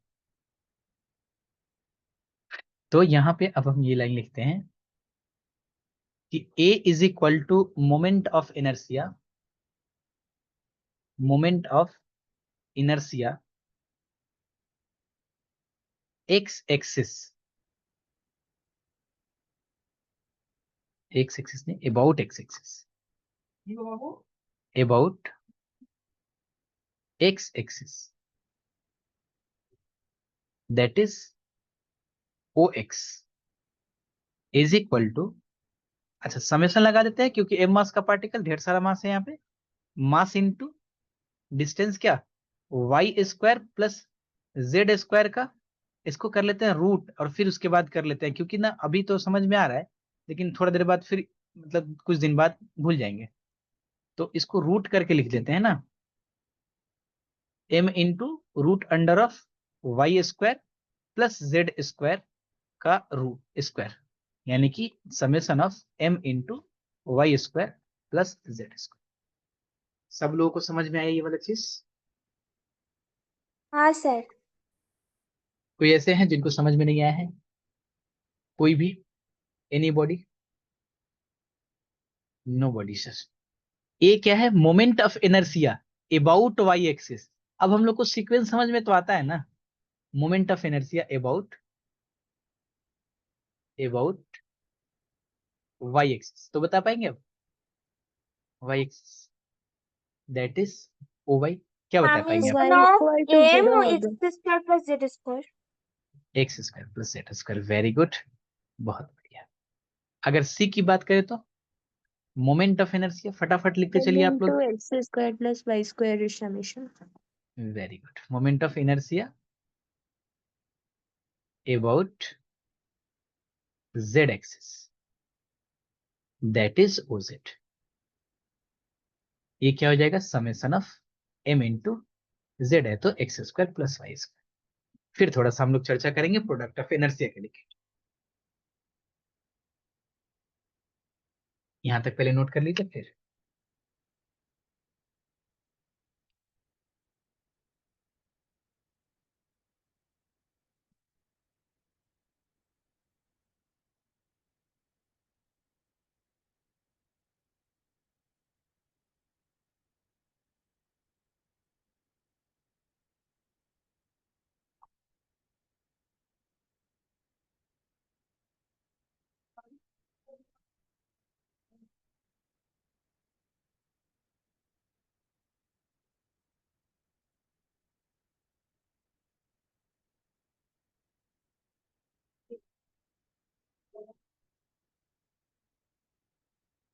नोट करके कंफर्म करेंगे आप लोग, है ना? हाँ सर हो गया। हो गया। चलिए, अब अगर आप लोग बताइए, जब A B C moment of inertia था about O X Y O Z, अगर हम डी को ले लेते हैं, product of inertia about O Y O Z, D को ले लेते हैं, डी को बोलते हैं कि this is product of inertia, product of inertia, product of inertia about O Y O Z, O Y O Z. तो क्या हो जाएगा ये? बताइए आप एम लोग ही बताइए। Into Y Z. Very good, summation of m into Y Z. तो ई एफ लिखने की जरूरत है? आप लोग खुद लिखेंगे। सर ऐसा क्वेश्चन आता है एग्जाम में? बिल्कुल आता है। प्रोडक्ट ऑफ इनर्शिया, ये ध्यान रखना है ना, inertia about O X O Z, and this is equal to summation m into x into Z, and f is equal to product of inertia, inertia about O X comma O Y is equal to summation m into X Y. एक line यहां पे पास करेंगे कि each summation is extended over all the particle of the body, particle of the body, particle of the body.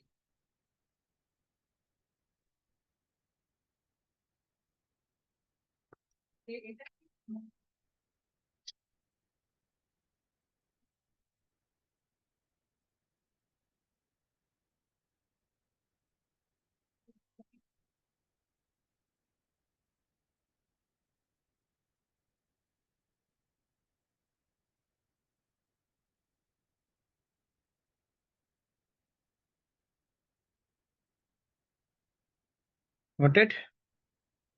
बड़ा बढ़िया picture बनाया है Motiram Rahman sir वाला बुक में, पेज नंबर 5 पे ही। ये जो परपेंडिकुलर जो लाइन है ना, अच्छा पिक्चर बनाया है यहाँ पे।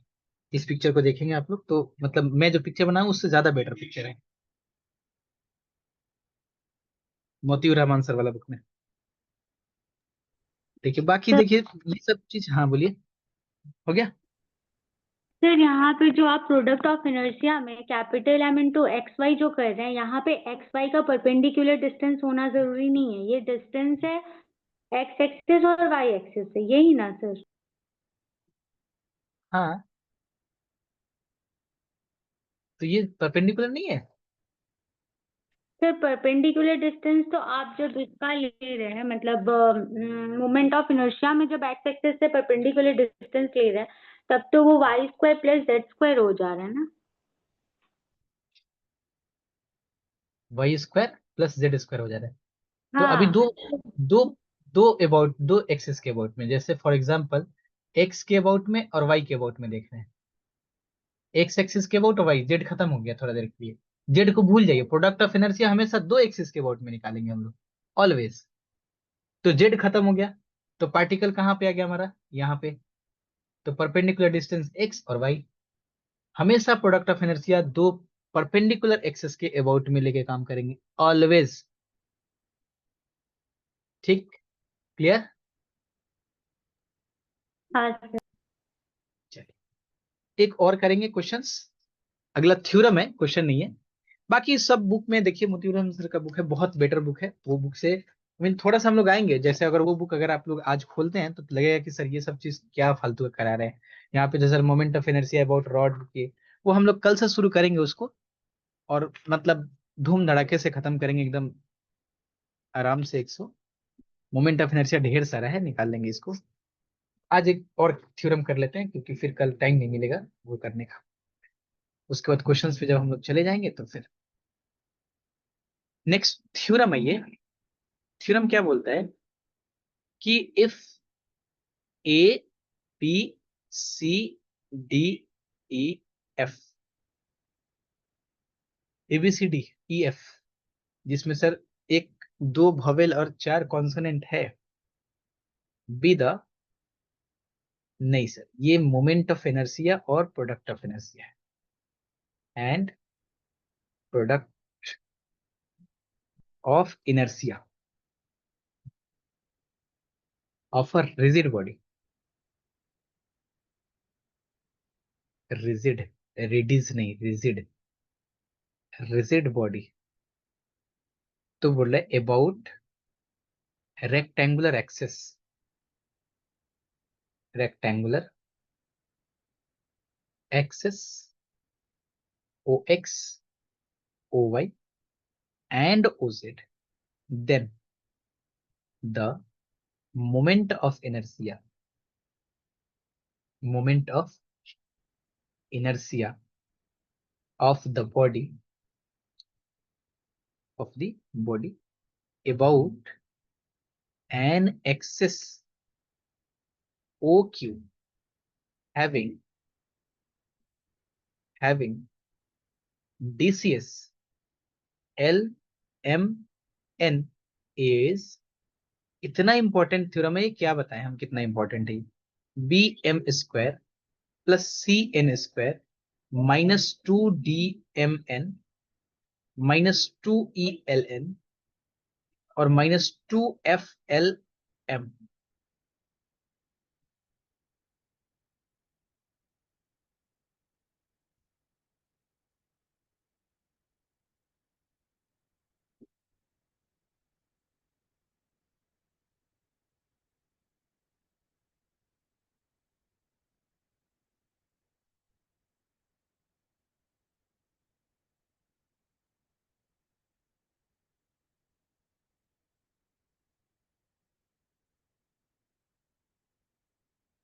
Noted. Yes, yes sir. Sir. अब ये क्या बोल रहा है कि अगर A B C D E F, A का मतलब यहाँ पे स्टैंडर्ड नोटेशन ए के लिए चलता है moment of inertia about X axis, about Y axis, about Z axis. तो बोल रहा है कि A B C D E F अगर मोमेंट ऑफ इनर्शिया और प्रोडक्ट ऑफ इनर्शिया है, मोमेंट ऑफ इनर्शिया और प्रोडक्ट ऑफ इनर्शिया है किसी भी रिजिड बॉडी का अबाउट रेक्टेंगुलर एक्सिस, तो मोमेंट ऑफ इनर्शिया उसी बॉडी का एक और लाइन ले लेते हैं ओ क्यू। वो हमारा अगर क्या है, एक्सेस है यहाँ पे, O X O Y O Z. क्या बोलना चाह रहे हैं, जरा समझने की कोशिश करते हैं हम लोग। कि बोल रहा है कि अगर ये रेक्टेंगुलर एक्सेस हमारा O X O Y O Z है, rectangular axis OX OY OZ है। OX कैपिटल यूज करते हैं, बट हम लोग का आदत इतना खराब हो चुका है ना कि हम लोग हमेशा स्मॉल यूज कर लेते हैं।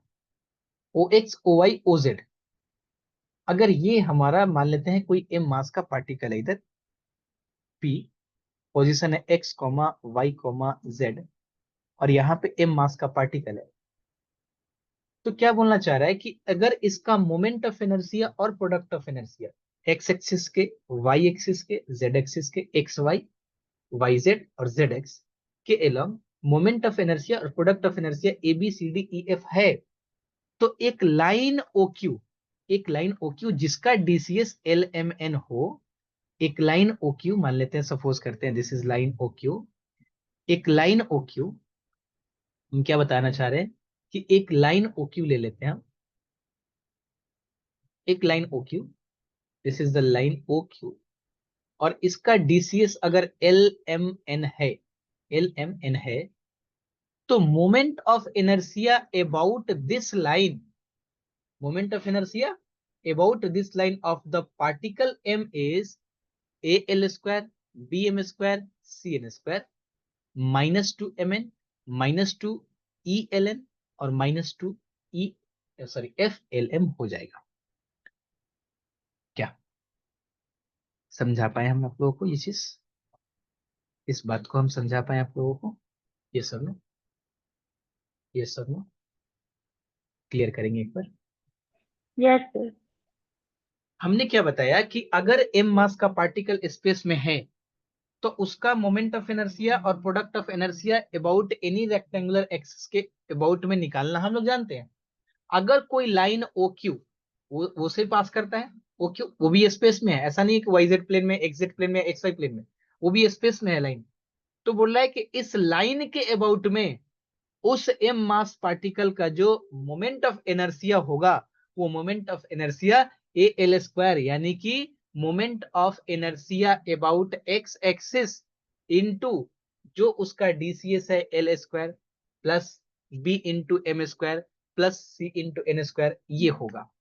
क्वेश्चन समझ पा रहे हैं आप लोग? एज्यूम कर पा रहे हैं इसको 3 डायमेंशन में? सर OQ एक परपेंडिकुलर O की तरह से पास करते, परपेंडिकुलर नहीं, O से पास करते हुए एक लाइन, m मास का पार्टिकल कहीं पे है दूरी पे, है ना, m मास का पार्टिकल है, इसका परपेंडिकुलर ड्रॉ करेंगे, यहाँ पे इसके ऊपर ड्रॉ करेंगे, तभी तो मोमेंट ऑफ इनर्शिया निकाल पाएंगे। ऐसा एज्यूम कर पा रहे हैं ना आप लोग? m मास का है तो यस और नो, यस और नो? Yes sir.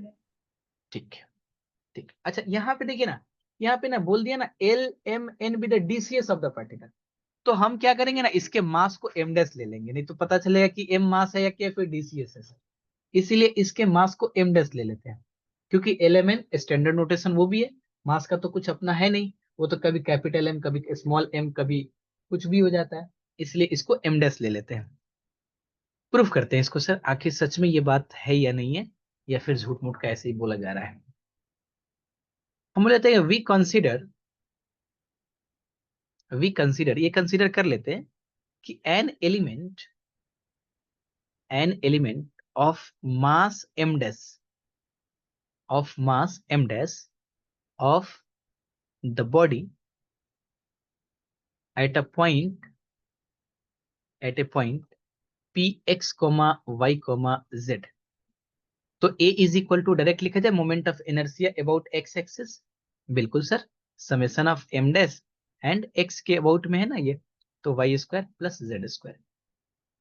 अच्छा यहाँ पे ऑलरेडी ABC के बारे में स्टैंडर्ड नोटेशन यूज कर लिया है क्वेश्चन में, तो कोई दिक्कत नहीं, हम लोग डायरेक्ट यूज कर सकते हैं, x square plus z square and C is equal to summation of m dash x square plus y square, है ना।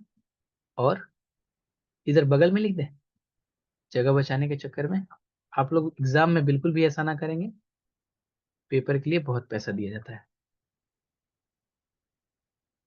C is equal to summation of m dash yz, D is equal to summation of m dash xz, E is equal to summation of m dash x y, where each summation, sir C तो already moment of inertia को denote कर रहा है।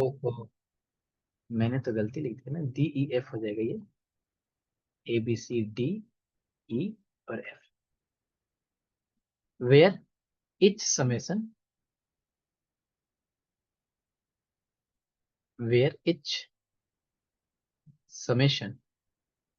is extended over all the particle of the body,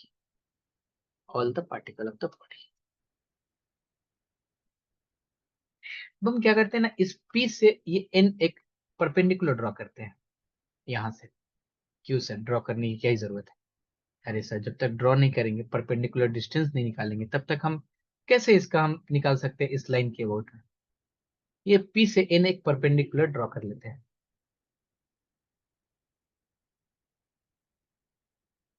और इस P को यहां से मिला देते हैं।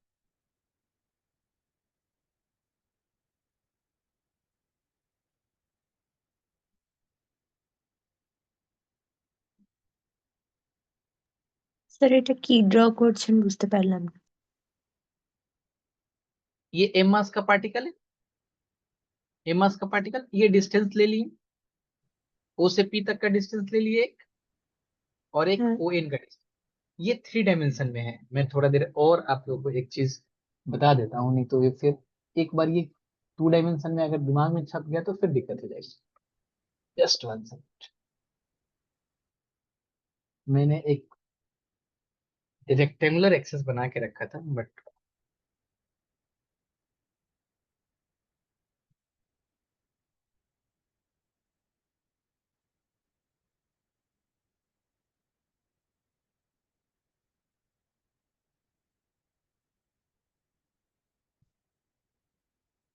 ओके भाई, इसको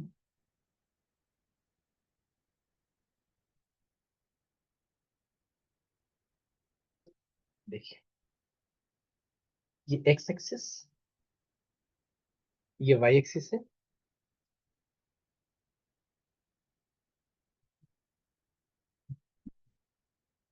कैसे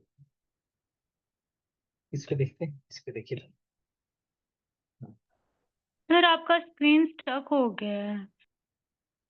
स्क्रीन स्ट्रक हो गया है, ऐसे कैसे, सो रहा है कि नहीं? सर হ্যাঁ, मतलब মানে আপনি যে লিখছেন সেটা দেখা যাচ্ছে না কিন্তু। अच्छा अच्छा, ওইটা হয়ে যাবে, আমি বলছি, फेस के पास रखते हैं, ओके, बस ये एक्स एक्सिस है, ये वाई एक्सिस है, ये एक्स एक्सिस, ये वाई एक्सिस। भी शो नहीं हो रहा है। है सोनी, सर किस मेरा पिक्चर नहीं आ रहा है? No sir. মানে আপনার কার্সারটা মুভমেন্ট করছে না, বা আপনি যেটা ড্র করছেন সেটা আমরা দেখতে পাচ্ছি। ऐसे कैसे हो गया? सर आप मुझे तो दिख रहे हैं। आरफा दिख रहा है आपको? यस सर, स्क्रीन आप भी दिख रहे हैं सर, आपका स्क्रीन भी दिख रहा है। ओनली स्क्रीन ही दिख रहा है, बट आपका कर्सर ड्रॉ हो रहा है कि नहीं मेरा पता नहीं। नहीं नहीं, वो तो मैं अभी सो रहा है, नहीं सो रहा होगा, कैसे नहीं सो रहा है? अभी तो सब सो रहा था, सब कुछ सही चल रहा है। এখন মুভমেন্ট করছে সেটা দেখা যাচ্ছে। आरफा आपको दिख रहा है पूरा? पेन को मैंने X axis, Y axis, Z axis जो बनाया है, हाँ सर आप दिख रहे हैं। হ্যাঁ और স্যার। ये नहीं दिख रहा है, पेन नहीं दिख रहा है, X axis, Y axis, Z axis. वो भी दिख रहा तो फिर अभी आप लोग बोल रहे थे नहीं दिख रहा है।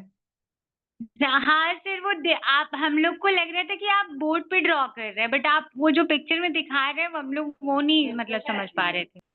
ये देखिए, ये एक्स एक्सिस है, ये वाई एक्सिस है, ये जेड एक्सिस है, वहां पे का, और ये था हमारा, एक और कुछ ले लेते हैं दूसरा कलर, ये था हमारा ओपी, ठीक है ना, ये ओपी था, और यहीं से फिर पास किया है ओक्यू। एक मिनट, सब पकड़ पाएंगे? तो पकड़ पाएंगे शायद, गिर जाएगा ये, मतलब दो ले लेते हैं, अब तो इतना दिखाने की जरूरत नहीं। अब ये एक एक जेड ले लेते हैं, वाई ले लेते हैं। ये था हमारा ओपी, ठीक है ना, और यहाँ पे है ये ओक्यू, ये वाला ओक्यू लाइन, ये ऐसे ओक्यू लाइन है, और यहाँ से ये परपेंडिकुलर ड्रॉ किए अभी। क्यों ड्रॉ किए उसको देखते हैं अभी, क्यों ड्रॉ किए उसका कारण। यहाँ से ये व्हाइट वाला पेन और ये रेड वाला पेन, ये ओक्यू है, ये ओक्यू है, और यहाँ से मैंने एक परपेंडिकुलर इसके ऊपर ड्रॉ कर दिया, जो पीएन बोल रहे थे, ये जो पीएन बोल रहे थे। क्लियर, क्लियर, क्लियर है ये वाला चीज, ये सुनो।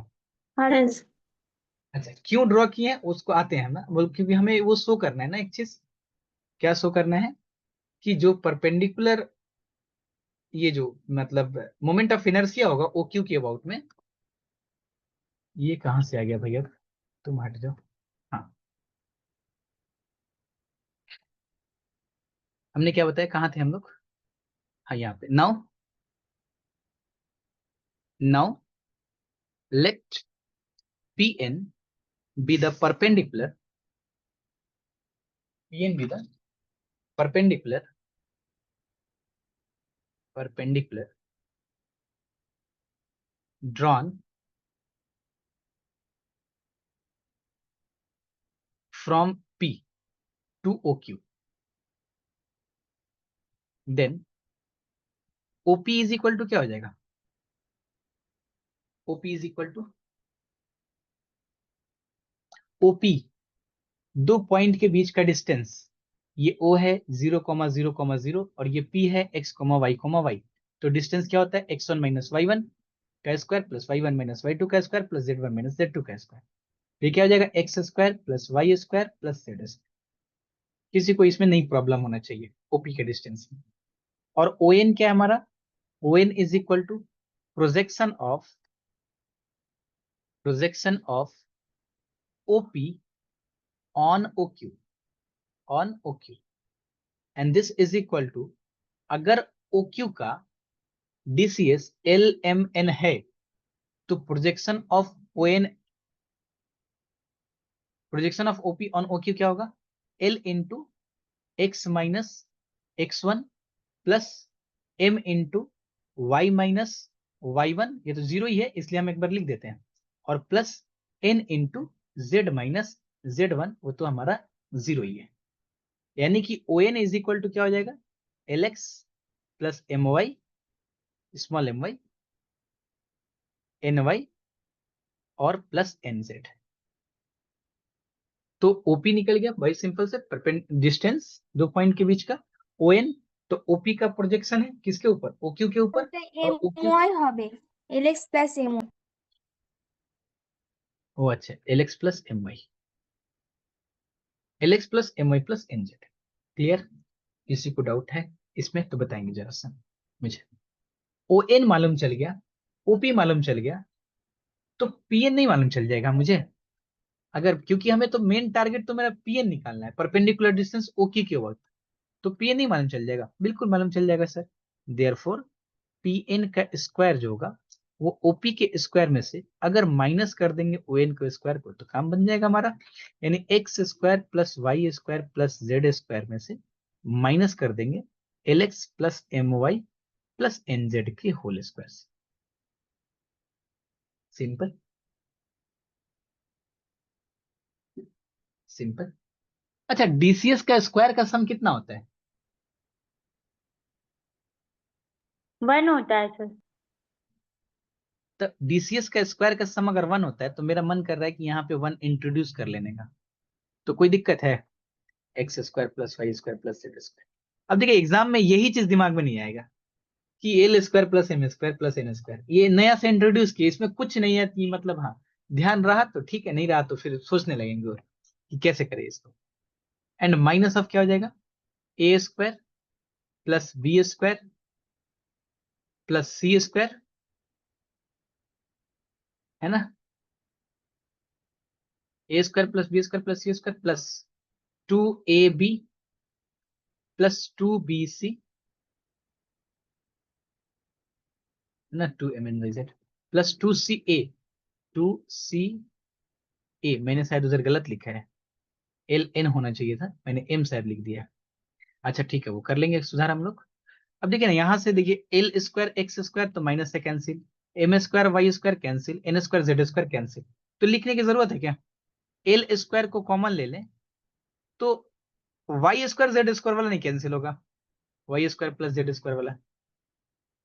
एम स्क्वायर को कॉमन ले लें तो M square Y square cancel, लेकिन X square plus Z square वाला कैंसिल नहीं होगा। एन स्क्वायर जेड स्क्वायर वाला कैंसिल, लेकिन X square plus Y square वाला कैंसिल नहीं होगा। इधर क्या बच गया सर? तो -2 LM XY -2 MN YZ और -2 LN क्या XZ। ये परपेंडिकुलर डिस्टेंस आ गया। अब हमें मालूम है कि किसी भी लाइन के अबाउट में अगर हमें मोमेंट ऑफ इनर्शिया फाइंड करना हो किसी m मास का, तो क्या करना होता है? कुछ नहीं सर, परपेंडिकुलर डिस्टेंस निकाल के और मल्टीप्लाई कर दीजिए मास से। यही तो होता है ना, करके देखा जाए जरा। Therefore the moment of inertia of the body about, किसके अबाउट में? about OQ is equal to summation of mass into perpendicular distance। Perpendicular distance तो मेरे पास है, m डैश मास भी है, तो देखिए ना एल स्क्वायर कॉन्स्टेंट टर्म बाहर निकल जाएगा, समेशन में क्या हो जाएगा? समेशन में m dash y square, sorry m dash, यहाँ पे मैंने m dash y square plus Z square plus m square m dash x square plus Z square n square m dash x square plus Y square plus 2LM बाहर कर लिए जाए, plus नहीं minus में sir,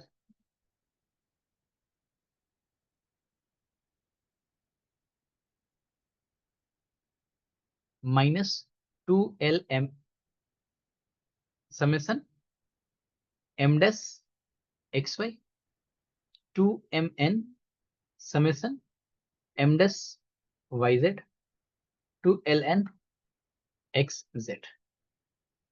इसको क्या बोला जा सकता है? इसको इसको इसको इसको इसको क्या बोल सकते हैं हम लोग सर? सर ये AL स्क्वायर है, BM स्क्वायर है, CN तो तो स्क्वायर, लास्ट वाला का एम डैश छूट गया है। लास्ट वाला m डैश छूट गया। अच्छा हाँ बिल्कुल m डैश, ये क्या जाएगा? -2LM के साथ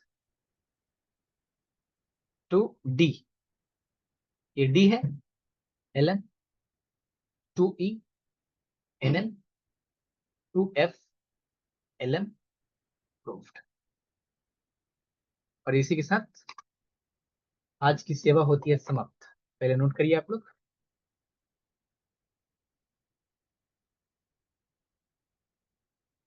हाँ सर हो गया। हो गया? सब लोग नोट कर लिए? कंफर्म करेंगे एक Yes, बार। sir. नहीं चलिए सर वेट। हाँ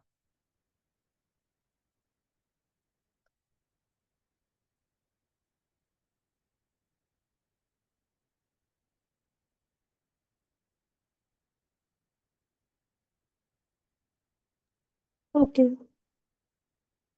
चलिए, तो मिलते हैं हम लोग कल फिर रिजिड डायनामिक के साथ। आज के लिए इतना ही। कल बस आप लोग को 4-5 पॉइंट याद रखना है, moment of inertia, product of inertia, और मैंने ABCDEF कि सर ये ए का मतलब क्या होता है, बी का मतलब, सी का मतलब, डी का मतलब, ई का मतलब, एफ का मतलब।